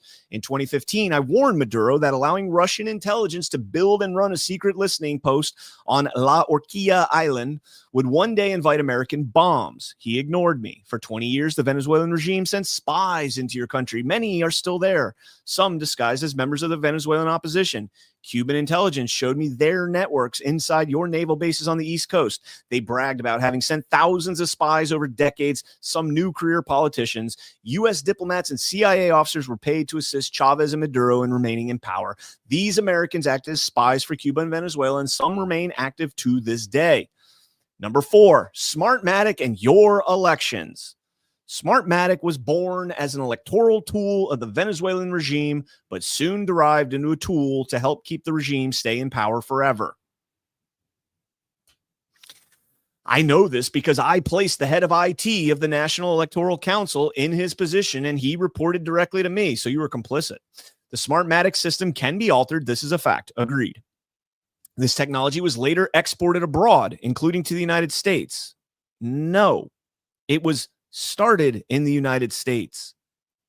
Smartmatic was incorporated in 2000 in Delaware by Venezuelans and headquartered in Boca Raton, Florida by Venezuelans. Now, where the Venezuelan influence directly comes in is from BizDa R&D. BizDa R&D is a Venezuelan-owned entity that I believe they have the Venezuelan government has a 28% stake, or had, I don't know about still, had a 28% stake and one seat on the board of BizDa, and they made the software for Smartmatic. So there is a lot of truth to the Venezuelan influence. But Smartmatic was incorporated in Delaware It was headquartered in Florida, started by 3 Venezuelans who lived in America, and got a contract with Venezuela in 2004, the first contract to run their elections, and then ran them ever since. Got a whole bunch of contracts outside of there. Sold to Sequoia in the United States, sold to Sequoia. Sequoia eventually sold to Dominion.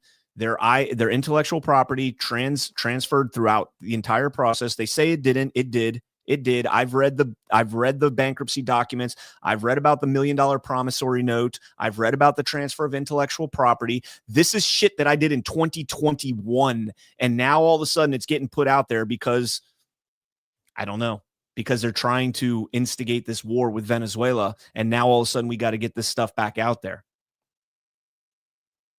Smartmatic. Let me finish reading this. I'm going to leave it right there. I do not claim that every election is stolen, but I state with certainty that elections can be rigged with the software and has been used to do so. I agree.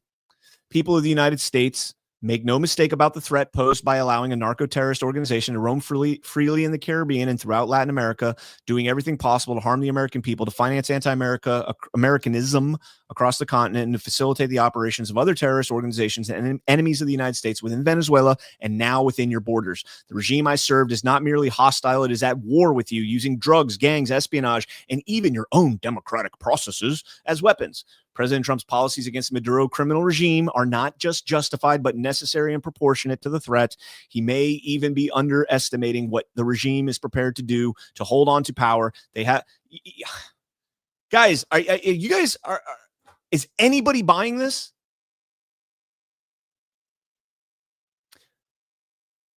Where I was going with the Smartmatic thing. Smartmatic, again, incorporated in Delaware, headquartered in Florida. The founders are Venezuelan. They are Venezuelan. Bizta developed the software in Venezuela. Smartmatic employed that software. In 2004, Smartmatic got the contract to run the elections in Venezuela. From there, they grew. The Sequoia to Dominion, all the IP was transferred through bank records, through court records. You can see the transactions the whole way. I've read the entire thing. It was years ago, but I still remember all this. And fortunately, Ash and I were working on a documentary, and I still have all my notes from it. So I can go back and look at this stuff anytime I want. Smartmatic was taken over by globalists in 2012 and 2014 and left Venezuela in 2017 in its entirety. So when you have these CIA people coming out here and saying Smartmatic is headquartered in Caracas, no, it's not. And it never has been. It never has been. You might have been talking about Bizta, R&D, fair enough, but that's not Smartmatic. Smartmatic has been on U.S. soil. It's now a London-based company. London. The big banks. It's owned by SGO Core Limited, which is what used to be chaired by Lord Malik Brown. It's got Mujica, Antonio Mujica, Roger Piñate, who's being prosecuted right now in Florida. And as of October, 2 months ago, SGO Corp Limited is named in that trial as a criminal defendant. Smartmatic is named as a criminal defendant in Florida. A London-based company taking bribes on trial in the Southern District of Florida. But sure, it's Venezuela, guys. It's Venezuela. Gotta get that regime change down there. This is a color revolution, and we are rooting for it. President Trump was just talking about the Monroe Doctrine, right? What the hell would be more Monroe Doctrine than us going in, or could be less Monroe Doctrine than us going in and overthrowing Maduro? Why? Because he's not agreeable to us. We want Maria Machado in there, the USAID Sumate woman. We want her in there.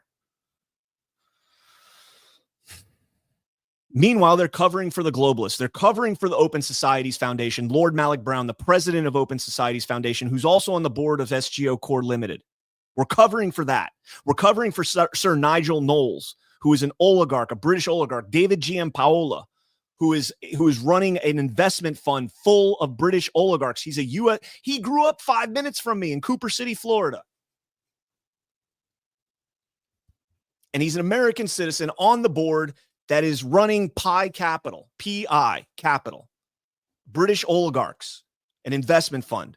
So when they say that Venezuela is stealing, and this is why the interview didn't happen. I'm telling you right now, because when I ask, you're saying Venezuela is stealing elections in 72 countries. How? What company? Smartmatic? Well, that's owned by globalists. SGO Corp owns Smartmatic now. Piñate and Mujica have a big share in it, but look what happened to Piñate. He's rolled up in the Southern District of Florida. He's probably going to go to prison in Florida. If you can't buy the guy out, then you just arrest him and lock him up. And now SGO Corp's on that board as well. So who is this Hugo Carvajal guy? Let's jump into it. Now, granted, this is Wikipedia, but it's got a broad strokes, right? So Carvajal, we went over his director of military intelligence and all that stuff, right? Venezuela appointed Carvajal as its consul to Aruba in January of 2014. He was arrested in Aruba in July of 2014 on a U.S. arrest warrant. President Nicolas Maduro protested, saying that Carvajal had diplomatic immunity. Venezuela closed its airspace to planes coming from Aruba and Curacao for several hours. Maduro also threatened to slow business down at the Isla oil refinery in Curacao. Somebody said subsidiaries. Wayne's, so you mean like subsidiaries of Smartmatic? Yeah, sure. But which one's tied? I think that's what you're talking about. Which one's tied to Venezuela? Venezuela has nothing to do with Smartmatic anymore. They left. When Mujica got called out for fixing elections in 2017, when there was a battle between the CNE and Smartmatic over who made up 1 million voters in 2017, Smartmatic said, I'm taking my ball and I'm going back to London and I'm going to play with the globalist in London.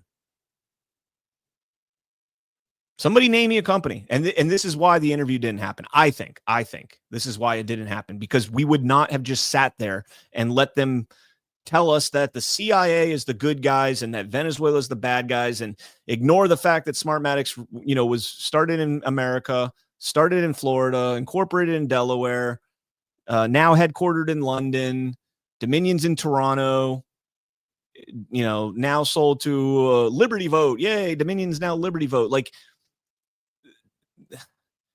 President Trump is bombing the shit out of the cartel's drug trafficking operation right now, which is CIA dark money.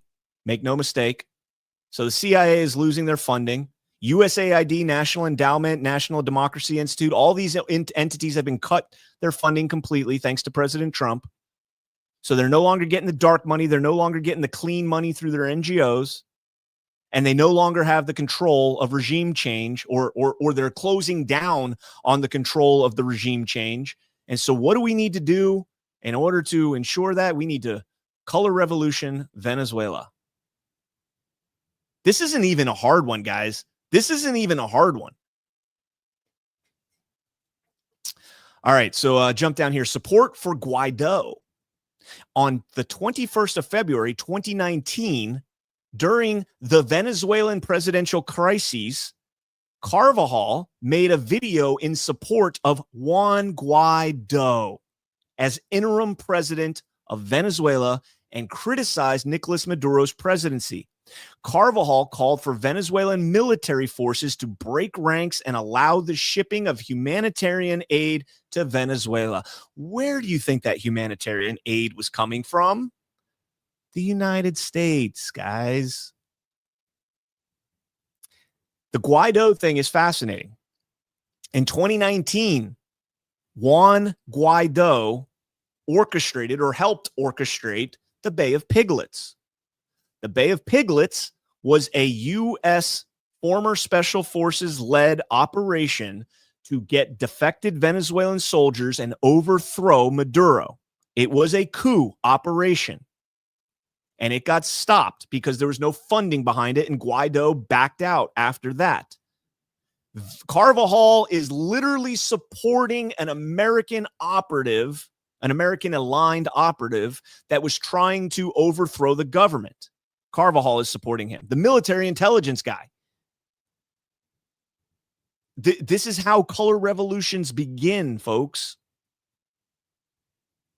Guaido, putting him as interim president, he didn't even run for president.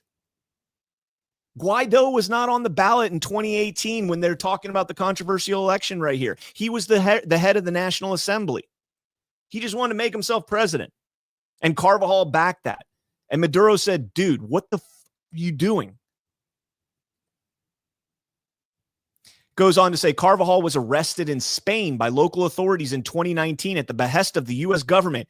His extradition to the United States was to stand trial for drug trafficking and was not carried out after a Spanish court rejected the American request.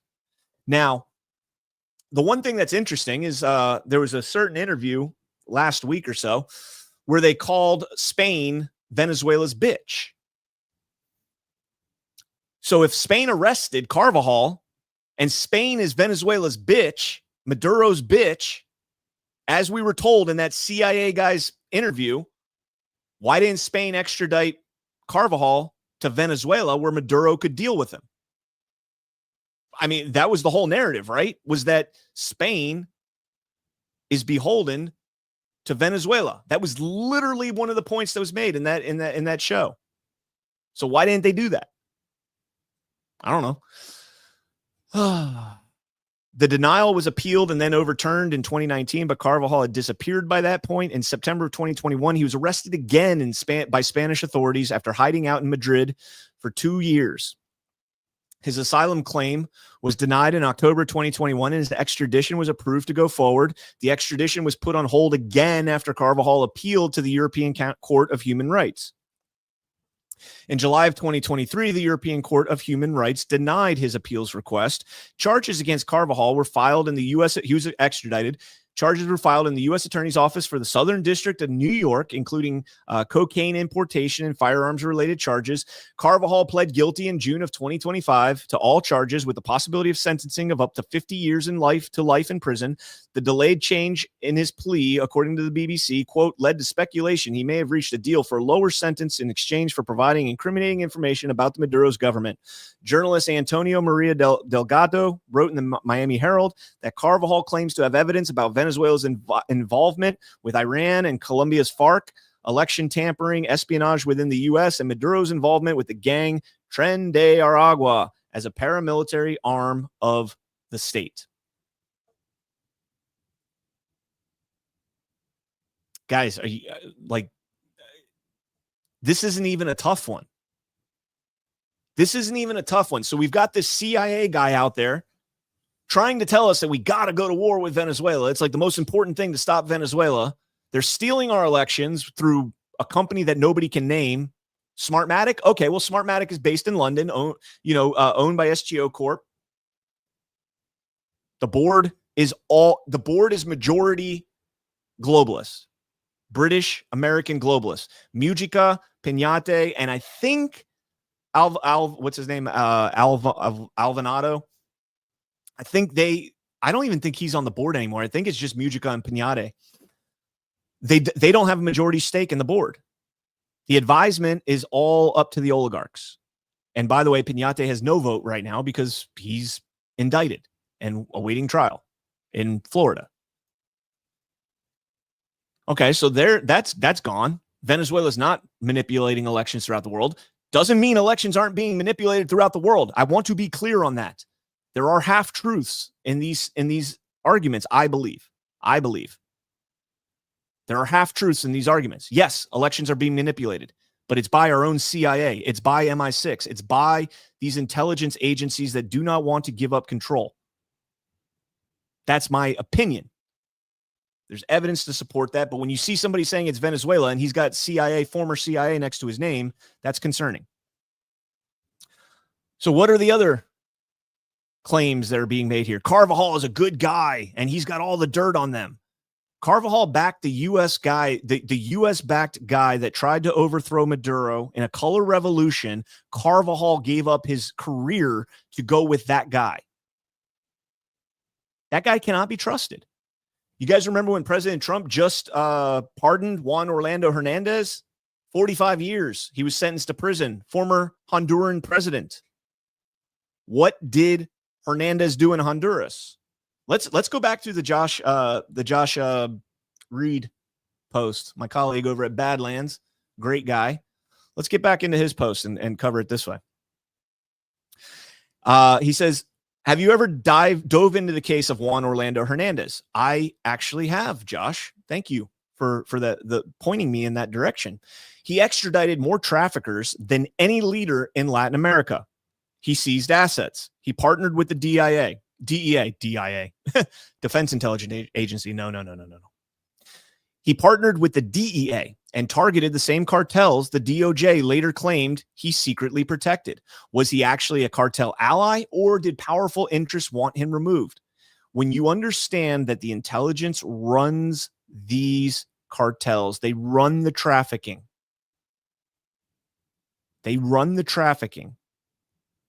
You fuck with their money, they come after you. After leaving office, Hernandez had accused political rivals, former security officials, and the incoming government of being influenced or controlled by drug trafficking interests. These accusations made him a direct threat to the same networks the U.S. claimed to help. Key witnesses against Hernandez were convicted drug traffickers testifying to reduced sentences, including Devis Leonel Rivera, Maridiaga of Los Cachiros, Alexander Chande Ardon, who also worked with the Sinaloa cartel, and Fabio Lobo, son of former Honduran president. Their testimony given under cooperation deals formed the core of the prosecution's case. Guys, let me tell you, when you look into Juan Orlando Hernandez, and feel free, I'll put the link to this. I'll put the link to this post in the chats. So there it is in the Rumble chat. Here it is in the YouTube chat, and here it is in the other YouTube chat. So there you go. You've got the link. Copy and paste what Josh Reed said. Plug it into Grok. Plug it into Perplexity. Plug it into some of these large language models and ask it to fact check. When you see that the case against Juan Orlando Hernandez was almost entirely dependent on the testimony of those three individuals, you got to say, that's really odd. No ledgers, no bank transfers, no firearms in his possession, no wiretaps, no nothing specifically pointed at Juan Orlando Hernandez. Nothing. I think there's one ledger that said like JOH next to a transfer, and it wasn't his handwriting. It wasn't even his handwriting. So what did the three people that testified against him get? Well, one of them, who's accused of being associated, convicted of being associated, that don't know what that means exactly, with 78 murders, he got 20 years off his sentence.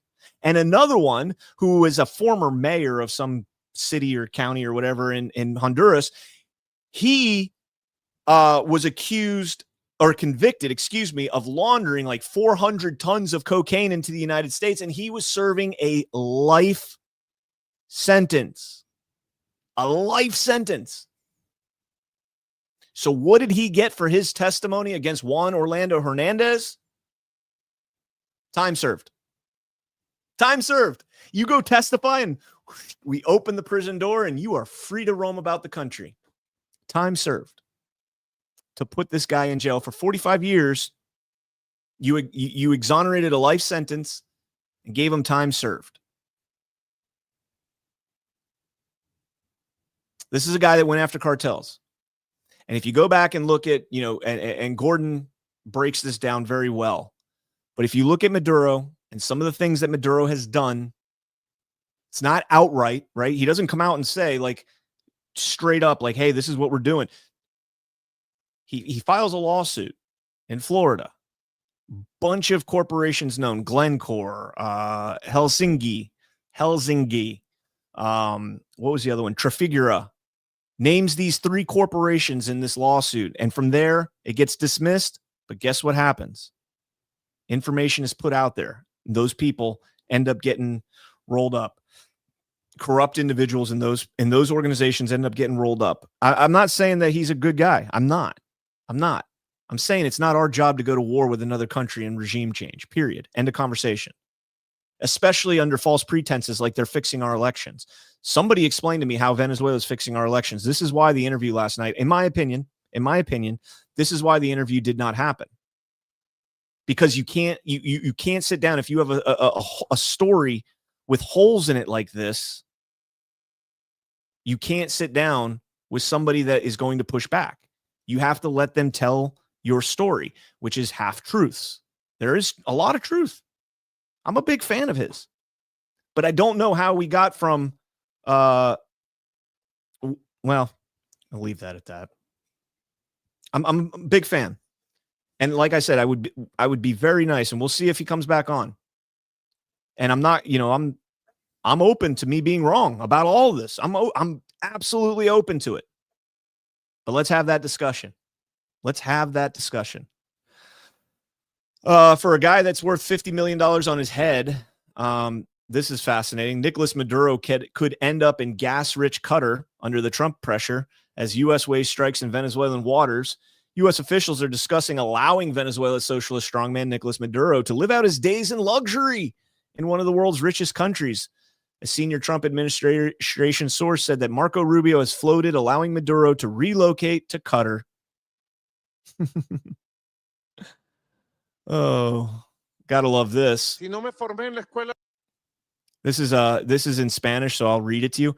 How could I be a dictator? Oh. How could I be a dictator if I was not trained at the School of the Americas, at Harvard? I was not trained at Langley. I was not trained at West Point, the School of the Americas, or Harvard. I was trained in the high schools of Caracas, in the neighborhoods of El Valle, 23 de Enero, Katia, Propatria, El Cementerio. How could I be a dictator if I was not trained at the School of America? Right?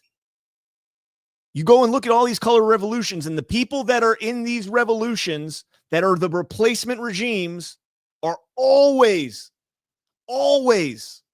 involved in our education. They're schooled over here. They're working for people over here.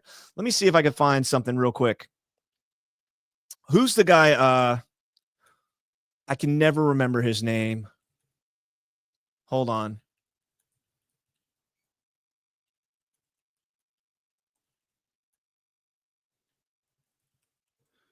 Here it is.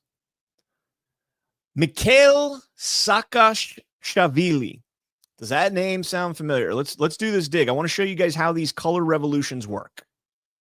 So let's play with what large language model do you guys want to play with? ChatGPT, Perplexity, or Grok? We're gonna play with this. We're gonna do a social experiment on how color revolutions are orchestrated and the kind of evidence around them that shows you that you're watching a color revolution. And don't worry, we're going to talk about Russia, Ukraine too. I've got that on here too. It's going to be a long show. I like long shows.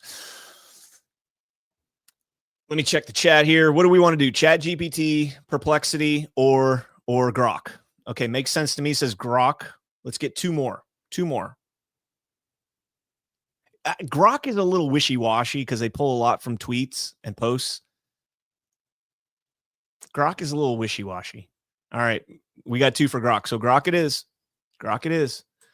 All right, here we go. All right. So who is Mikhail Saakashvili? We're doing this in real time. Is a prominent Georgian Ukrainian politician, lawyer. Georgia is in the country, not the Peach State. Politician, lawyer, and former head of state known for his role in the Rose Revolution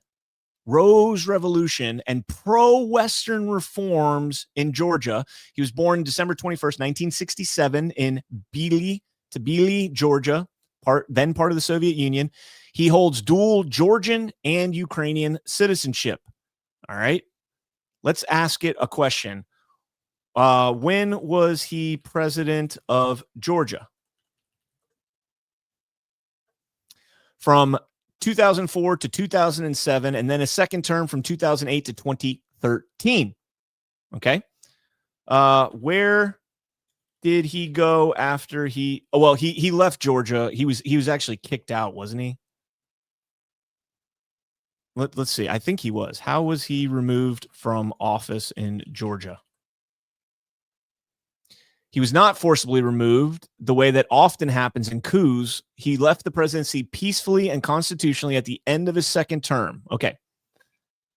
Was he facing any charges in Georgia? Yes. Saakashvili has faced and continues to face multiple charges in Georgia. He's been subject to numerous criminal charges since leaving office that began the investigation in incoming Georgian Dream government and escalated after his return to Georgia in October 2021. He has been convicted. He has been convicted in several cases, which he and his supporters denounce as politically motivated to silence his pro-Western opposition. He is serving a combined sentence exceeding 12 years. No, he's not. He's the governor. Isn't he the governor of Odessa, Ukraine right now? No, he's not. I thought he was. Oh, he left in 2016, from 2015 to 2016. Okay, never mind. So, okay. Now, where was Saakashvili educated?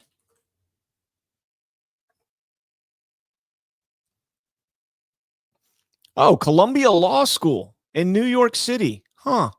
The International Institute of Human Rights in France. The Hague Law Academy of International Law. George Washington University and the European University Institute. Does he have any ties to George W. Bush? Yes. Saakashvili has a close personal and political ties to George W. Bush and his administration. During Bush's second term, Saakashvili was one of the most pro-American leaders in the post-Soviet space. First official visit to the White House in 2005, frequent personal contacts from 2005 to 2008, and then in the Russo-Georgian War, U.S. military financial aid, NATO Bucharest summit, Bush visits Tbilisi. Okay, so you guys get my point. Like, they always seem to have these relationships with the deep state, right? The establishment in our country. They seem to have these relationships. And the reason I bring this up is because a lot of people right now are focused on this Maria Corina Machado. And let me just show you guys real quick. So Maria Corina Machado is the executive director and founder of Sumate, right? It's a civil society group like Open Society and every other group you've ever seen in your life. USAID funded, National Endowment for Democracy funded millions of dollars into her accounts, into Sumate. And then, of course, if that wasn't enough, we've got the obligatory George W. Bush meeting here between Sumate and George W. Yep, nothing to see here.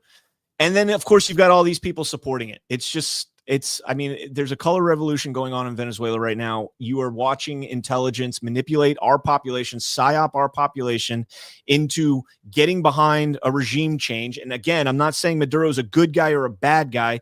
I'm saying that President Trump is doing exactly what he needs to do right now to stop the drug trafficking. And that is these vessels using CIA and intelligence CIA, don't say CIA, because he did admit CIA is going in there. But using intelligence to strike these boats and actually take them out. Don't do the Coast Guard boarding we did earlier. They just dump it off and pick it up later and whatever. All right. I'm going long on this. Where do we want to go next?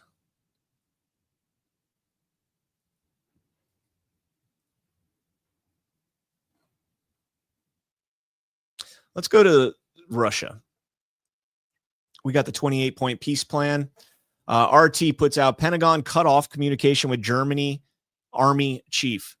So what we're seeing right now in the Russian aspect, right? In the Russia-Ukraine war, what we're seeing right now is President Trump understands, in my opinion, he understands that Putin has all the chips in this fight. All the chips. He has all the bargaining chips. Zelensky and Ukraine have nothing. The EU is still clinging desperately to Ukraine. And the United States understands that you got to cut ties. Like you got to cut the umbilical cord.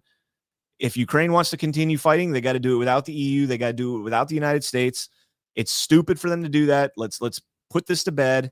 That's President Trump's take on all this. And he realizes that that's going to have to be done through Putin. Communications between the Pentagon and the German Defense Ministry have been sharply reduced, The Atlantic has reported, citing German Lieutenant General Christian Freuding. After years of being able to contact American defense officials day and night, Freuding says that communications have now really been cut off, like really, really cut off. It says Donald Trump has abruptly halted weapon shipments to Ukraine earlier this year. Berlin received no warning of the move. The officer said he now relies on diplomats in D.C. to, quote, find somebody in the Pentagon for basic information about U.S. policy. It's almost like they need spies in Washington, D.C. just to give them a heads up about what's going on in D.C. because we're not talking to NATO anymore. We're not talking to the EU about this specific issue anymore, is what it seems to be. His comments come as Washington has moved to reduce its direct involvement in the Ukraine conflict and in Europe in general, urging NATO members to play a bigger role in their defense. Imagine how much we're going to save, guys, when we don't have NATO bases all throughout Europe that we're funding to the tune of billions of dollars a year, and NATO actually has to pay their fair share. Imagine how that's going to work out. Also, a reason why the globalists are freaking the bleep out about taking down the election apparatus, taking down the drug money, taking down all that stuff, because they rely on the United States. The United States pays more than every country in NATO combined. Or is it everyone, or is it 19? I think it's the next 19 countries combined. The United States does. Now, President Trump has obviously drawn a lot of attention to this. Here's another article supporting the theory that the U.S. is kind of Monroe doctrining this and giving the spheres of influence. And Europe is going to have a role. EU is going to have a role in Europe, I think. If Trump gets the sovereign alliance, the sovereign bros, if he gets this, the Monroe Doctrine, etc., there will be a role for Europe. Russia's going to have a role. I don't know who it's going to be in Africa yet. If it's going to be South Africa, Egypt, not sure. I mean, South Africa, Egypt, two ends of the continent. Venezuela could have a role in South America, Brazil, Argentina. Trump's been talking with Lula lately. Obviously, Javier Milei. We'll see. Europeans rally around Ukraine as Trump envoy heads to Moscow. Again, this is just more evidence that there is a fracturing here. Meanwhile, as they're dealing with the plans, this was back in November 29th. So that was last week, technically. Ukraine hits 2 Russian Shadow Fleet tankers with drones. This is the interesting part. Politico. This was this week. Macron warned that the U.S. could betray Ukraine in leaked leaders' call, according to Der Spiegel. The call involved Emmanuel Macron, Friedrich Merz, the German Chancellor, NATO Security Mark Rutte, Finnish President Alexander Stubbs, and Ukrainian President Volodymyr Zelensky, leaders discussing the U.S.-led peace negotiations. There's a possibility that the U.S. will betray Ukraine on the issue of territory without clarity on security guarantees, says Emmanuel Macron. There you go. Macron's office released its own summary of the exchange, in which the words betray does not figure, whatever that means.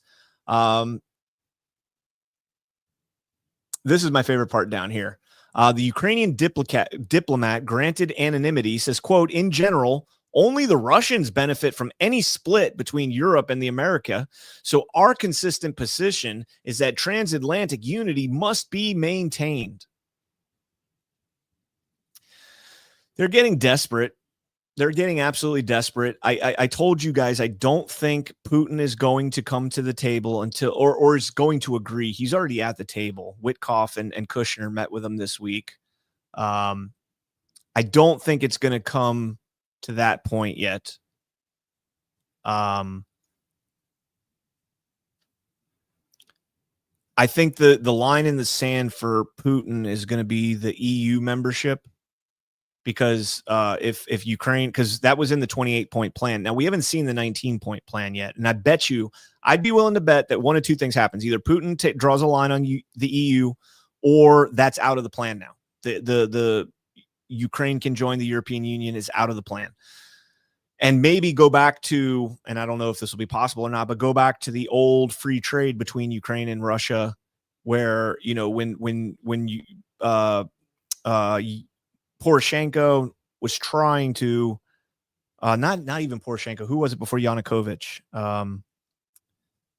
that was trying to negotiate the deal with the EU.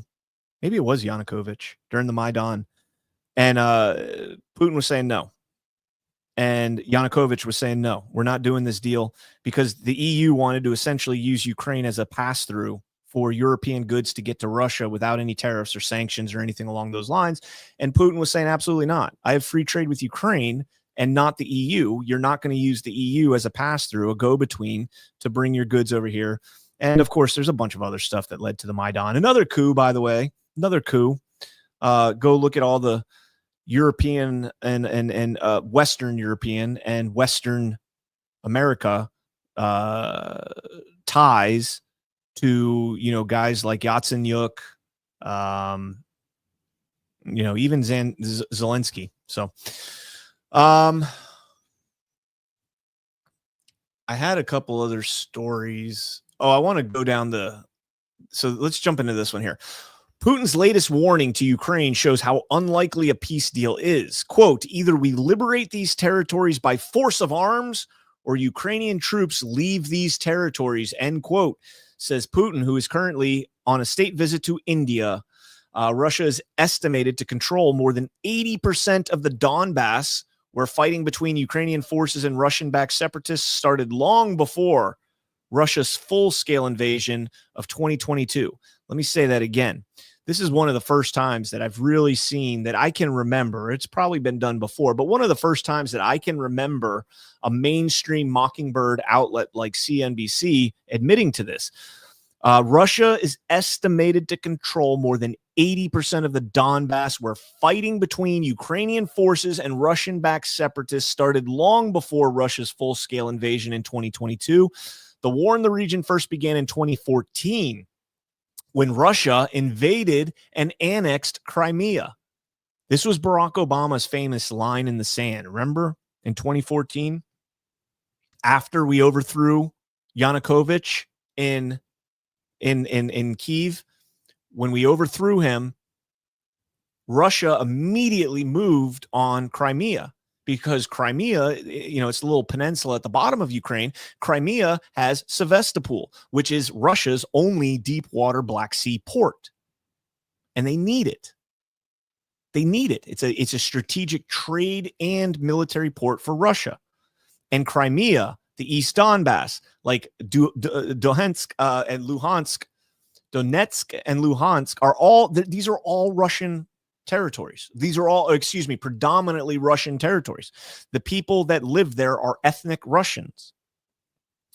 And so the next place that the Maidan would have kind of trickled down to was Crimea, and Putin immediately saw that and pivoted on that right away, and was like, we are not going to let the Western globalists take over our deep water port, our cold water port in the Black Sea in Sevastopol. They moved on it right away. It was not a violent revolution. It was not a violent annexation. You know, you can watch it. Most of this is documented. They had a referendum vote and they voted to annex, and we'll get into that. Capturing and officially annexing the Donbass region would enable Russia to create a land bridge to Crimea, a crucial military and trade hub for Moscow. Under occupation, so-called referendums have shown up to 99% of residents in parts of the Donbass region voted to join the Russian Federation. But those referendums have been widely criticized as sham votes by the international community. Oh, let's jump into this story from Forbes. It was written in 2015, but it was updated, ironically, 7 years later in 2022 after the invasion. So from 2015, The US and European Union may want to save Crimeans from themselves, but the Crimeans are happy right where they are. 1 year after the annexation of the Ukrainian peninsula in the Black Sea, poll after poll shows that the locals here, be they Ukrainian, ethnic Russians, or Tatars, are mostly all in agreement. Life with Russia is better than life with Ukraine. Little has changed over the last 12 months, despite huge efforts on the parts of Kyiv, Brussels, Washington, and the Organizations for Security and Cooperation in Europe. The bulk of humanity living on the Black Sea Peninsula believed the referendum to secede from Ukraine was legit. At some point, the West will have to recognize Crimea's right to self-rule, unless we are all to believe the local polls polled by Gallup and GFK were done so with FSB boogeymen standing by with guns in their hands. In June 2014, a Gallup poll with the Broadcasting Board of Governors, who's the Broadcasting Board of Governors, folks, asked Crimeans if the result of the March 16th, 2014 referendum to secede reflected the views of the people. A total of 82.8% of Crimeans said yes. When broke down by ethnicity, 93.6% of ethnic Russians said they believed the vote to secede was legitimate. 68.4% of ethnic Ukrainians felt so. And moreover, when asking if joining Russia will ultimately make life better for them and their family, 74% said yes, while 5.5% said no. Is that the only example? Well, here's an example that shows that it's actually not favorable. This Gallup poll from 2014 shows that Crimeans had very different ideas about Russia earlier this year. A public opinion poll taken in Crimea last year, now this is 2014, before the referendum on Sunday, that resulted in a 97% vote favoring secession from Ukraine and joining Russia suggests that residents were far less enthusiastic about Russia back then. In fact, less than a quarter of respondents last year wanted to join Russia. Well, that's interesting because Gallup and everybody else says the complete opposite. The poll said the complete opposite. Who the hell conducted this poll? Let's see. This poll was conducted in May of 2013 by the International Republican Institute, a U.S. government-funded agency whose chairman is Republican Senator John McCain.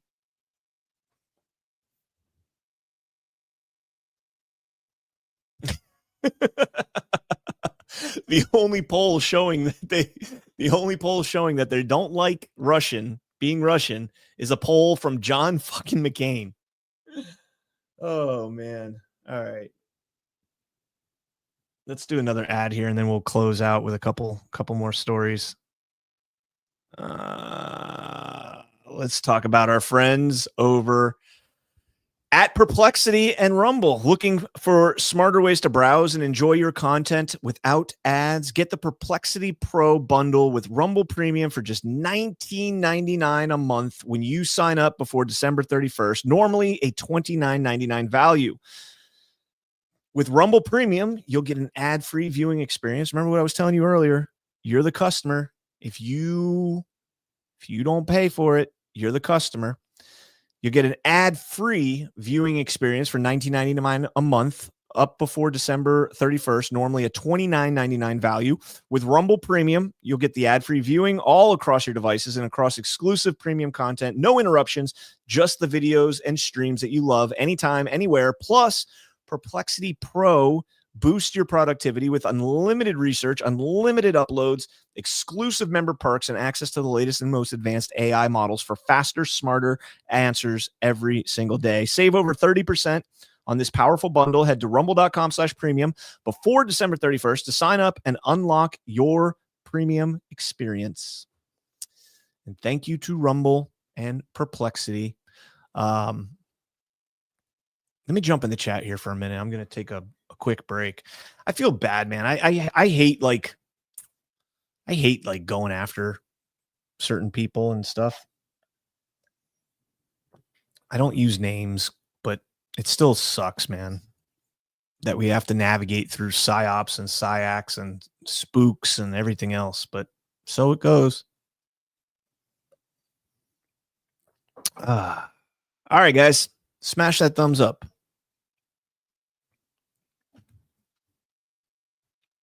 a lot of the Con Inc. community is going to be really like distraught when they find out how badly we've been manipulated regarding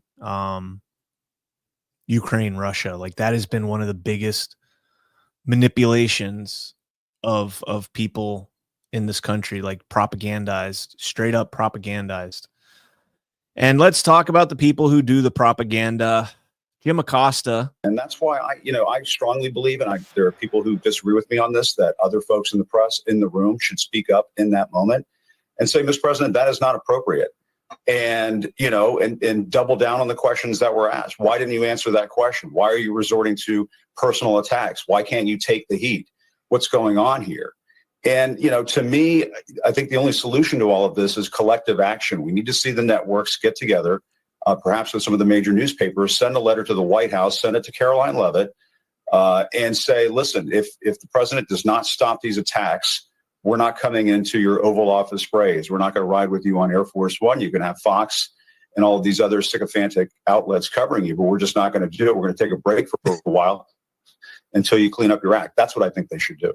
Yes, please do that.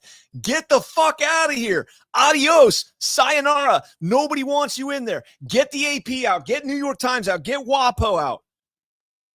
All the propaganda that they've put out there, the Russia collusion hoax, the 2020 election free and fair, best election, safest election ever, COVID, vaccines are safe and effective. You guys get the hell out of here. You guys don't even ask hard questions. Like, let's get some journalists in there that want to ask questions. They're afraid to talk to the people that want to ask questions. Case in point, last night, my opinion, maybe he'll come back. Maybe we'll get that interview and we'll get to hash it out. But as of right now, the optics on it are bad. It looks like they don't want to face any type of scrutiny. And these are the same people right here, the Jim Acostas of the world. They don't scrutinize. Your job as a journalist is to scrutinize. Put me in front of President Trump. I'll ask him some tough questions. I will tell you right now, I will ask him some tough questions. But they don't want that. They don't actually want that. I do like this, though. President Trump's White House put this up. The leaderboard of the most propagandized news outlets. They call it the misleading, biased, exposed. The Washington Post exposed. Media offender of the week is the Washington Post exposed. Love it. Should we play this? Statement to read for you here. President Trump and Secretary Hegseth have made it clear that presidentially designated narco-terrorist groups are subject to lethal targeting in accordance with the laws of war. With respect to the strikes in question on September 2nd, Secretary Hegseth authorized Admiral Bradley to conduct these kinetic strikes. Admiral Bradley worked well within his authority and the law, directing the engagement to ensure the boat was destroyed and the threat to the United States of America was eliminated. And I would just add one more point to remind the American public why these lethal strikes are taking place. Because this administration has designated these narco-terrorists as foreign terrorist organizations. The president has a right to take them out if they are threatening the United States of America and if they are bringing illegal narcotics that are killing our citizens at a record rate, which is what they are doing. And under the previous administration, there was enough fentanyl trafficked into our country to kill every American man, woman, and child many times over. And so that's why you've seen a drastic difference in this administration's policy with respect to the last. And it's one of the many reasons the American public reelected this president and support this Secretary of War in conducting these strikes. Let's go. If you guys were watching earlier, I showed you guys why the strikes are necessary, and it's the only way to effectively stop these drug traffickers. You know what? There was actually, well, I got one more clip I want to play on this kind of point right here, and it's from the one and only bald, pantless nobody, Brian Stelter. The president has ramped up his attacks on journalists in recent weeks. This isn't a new strategy for him. We have seen this. What is this all about? Is this just about controlling the narrative? To delegitimize the media. I would say it's to delegitimize the media, Jessica. This media bias monitor is being produced at taxpayer expense. It's a featured part of the White House website. And it's about trying to tarnish and demean various news outlets, as well as media outlets that have nothing to do with the news business. For example, one of the targets of this White House webpage is Whoopi Goldberg, the entertainer who co-hosts The View. So it's about targeting perceived liberals, perceived enemies, and as always, trying to attack the messenger. But here's what happens whenever the president or his aides go after a journalist or go after a news outlet. It makes people wonder what the fuss is about, what the controversy is about. The other day, the president called a New York Times reporter ugly. It made more people want to read the story and find out what the story was about. That story was about the president's stamina and how he's less visible than he was during Trump 1.0 back in 2017. When he called a reporter at CBS stupid the other day, I wanted to know, what was that story about? The reporter was asking about Afghans coming to the U.S. and the vetting process of the U.S. government. A couple of weeks ago, and the president called a reporter piggy. What was she asking about? The Epstein files. So I think when the president insults reporters or when the White House goes and claims media outlets are biased, it might draw more attention, more curiosity about what the stories are about. It might actually draw more attention to the questions being asked. And that way people can make up their own minds about whether the stories are legitimate, whether the questions are fair. Look, the White House, like any other entity, it can go ahead and criticize the press. Criticism can be a good thing. But when I look at this particular media bias monitor, it seems mostly to be a way to delegitimize the press. The president. Absolutely. The press does a good job at delegitimizing themselves. They don't need the White House to actually point all that out to us. And let me go back here and show you guys this, because this was something else. Oh, wait, what do we got now? What is this? Oh, let's see what Cuban officials quietly reach out to Washington as Venezuela enters the end game.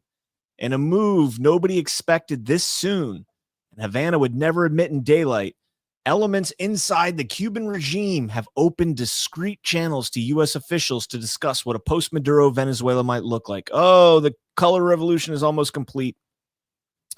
The timing isn't accidental. The U.S. has surged military assets into the Caribbean. Maduro's inner circle is rumored to be fracturing, and multiple intelligence services have picked up chatter that Caracas is testing the waters on an exit deal.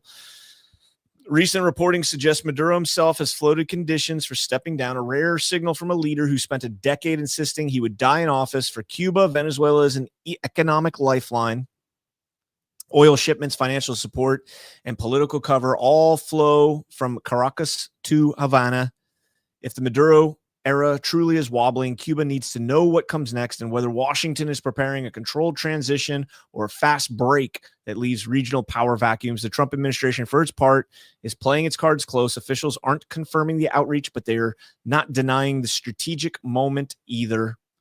With U.S. forces already operating in the region on counter-trafficking missions, Washington suddenly has leverage Havana hasn't felt in years. What this signals, Cuba is hedging, not defecting, but hedging itself into the geopolitical conversation it's telling. Maduro's grip may be softer than Caracas projects, you think. Even trial balloons about stepping down would have been unthinkable 2 years ago. The U.S. has momentum. Regional states and recalculating military postures shifting, and Havana doesn't want to be caught flat-footed. If these channels expand, even unofficially, we're looking at the first quiet U.S.-Cuba strategic dialogue since the thaw years.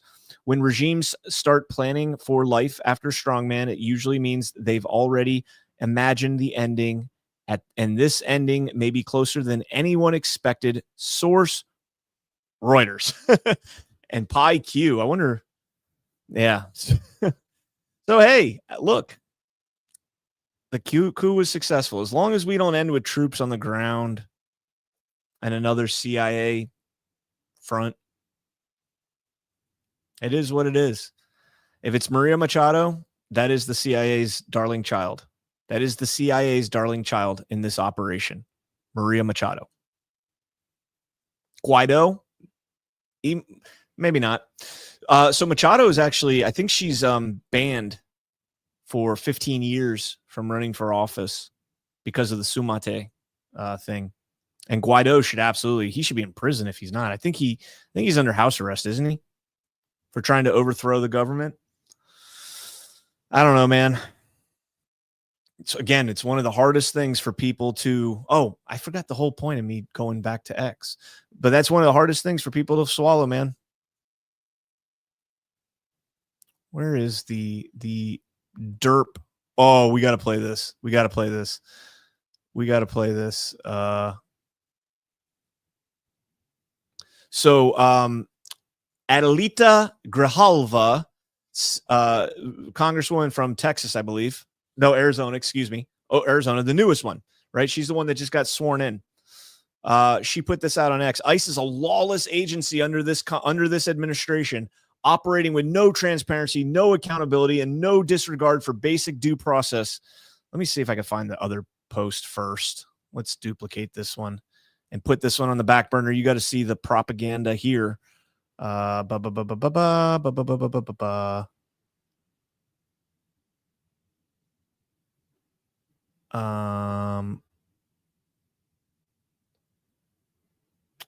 Stand by. Targets. Replies. There we go. Oh, why is X not letting me get to my replies? Am I banned? Did somebody ban me from X?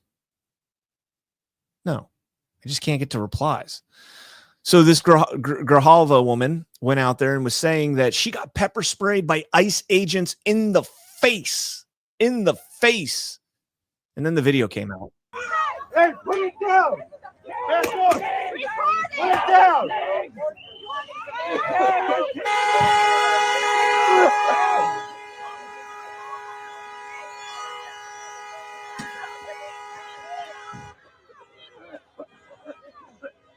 City member of Congress. You need to calm down. You guys need to calm down and get out. You need to get out. You need to get out.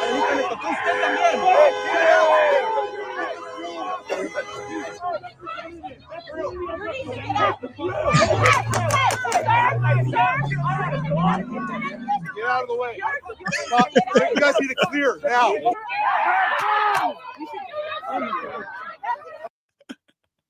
Did you guys see it? She got shot in the face. Clear now. Oh, wait. She didn't get shot in the face. She got shot in the feet. They're telling you, get out of here. You need to leave. This is an operation. I'm a congresswoman. I can stay wherever I want. No, you can't. No, you can't. You're interfering with their operation. Fuck around and find out. Anyways, newest junior member of Congress right there. Grijalva. She was sworn in after the shutdown ended. Yeah, it's ridiculous, man.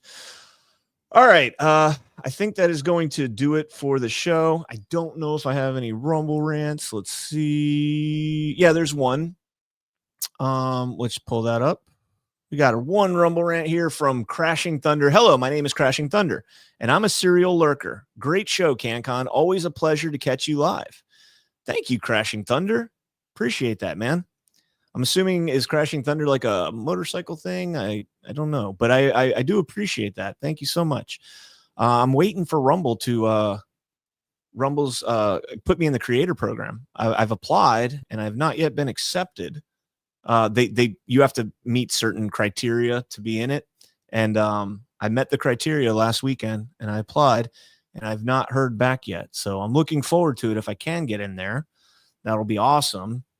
Maggravator, a car club. Yeah, it could be. It sounds like, I mean, Rolling Thunder is like motorcycle things. So that's why I was wondering. Oh, let's check the chat here for a minute. I live in Comey, Washington. I can tell you firsthand, we have not been a red state since they did mail-in ballotings. They're all just a bunch of damn criminals. I'm sick of it. Candy Bake, you're spot on. That is so, you know, one of the other stories, and I shockingly, I did not have this story up. And this is an important story here. We sent, we had the elections in Honduras. I did talk about Juan Orlando Hernandez, right? And how I think that the Carvajal letter, I think that is setting up the same thing that they did to Juan Orlando Hernandez. I think you're going to see, and somebody flag this. Somebody flag this. You're going to see Maduro step down. He's going to go somewhere. He's going to get extradited to the United States, potentially, to be put on trial. Maybe, although maybe not. You know what? Maybe not. Because I do think, and just my personal opinion here, I do think Maduro knows about election fraud. I think he's aware that the Smartmatic globalists, the SGO core, I think he's aware that they have the capabilities of manipulating elections, and that's why they leave him there. I think that's why they left him there. Same with Chavez. If they take him out and they send him to Qatar and he lives a life of luxury, that's probably the best case scenario for them. Like, go retire in Qatar, live out your wildest dreams. Nothing is off limits to you. Maybe one day you'll get taken out by a rocket missile strike like they tried to, like Netanyahu tried to the Hamas negotiators. Remember that? When Netanyahu struck Qatar and Trump was like, what the f are you doing? They might try something like that. But it sounds like Carvajal is trying to get on board with the same routine that they used to take Hernandez out. And he's trying to negotiate his testimony, whether it's real or not, for his pardon, for a time served, a plea deal. And that will end up getting Maduro or Maduro's regime, some people in Maduro's regime. Let's see if that happens. That's what I think is being set up right now. But we sent over a delegation for the Honduran election, and it was Representative Rick Crawford. And Representative Rick Crawford, let me check my notes on him real quick.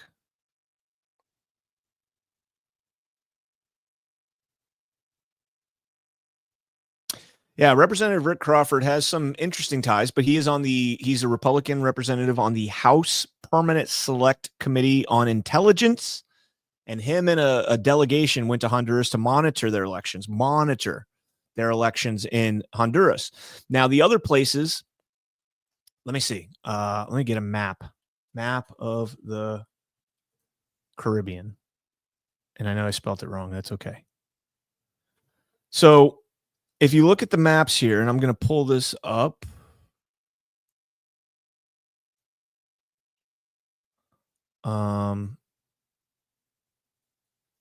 Open image and new tab. Let's go to this image. I want to show you guys this. Okay. Oh man, this one's not going to be good because it doesn't have all of the small little islands. Oh man. Hold on. Let me get a better map. This one's probably better.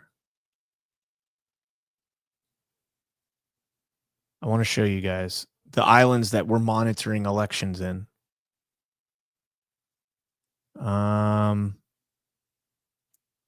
No, this one's not any better.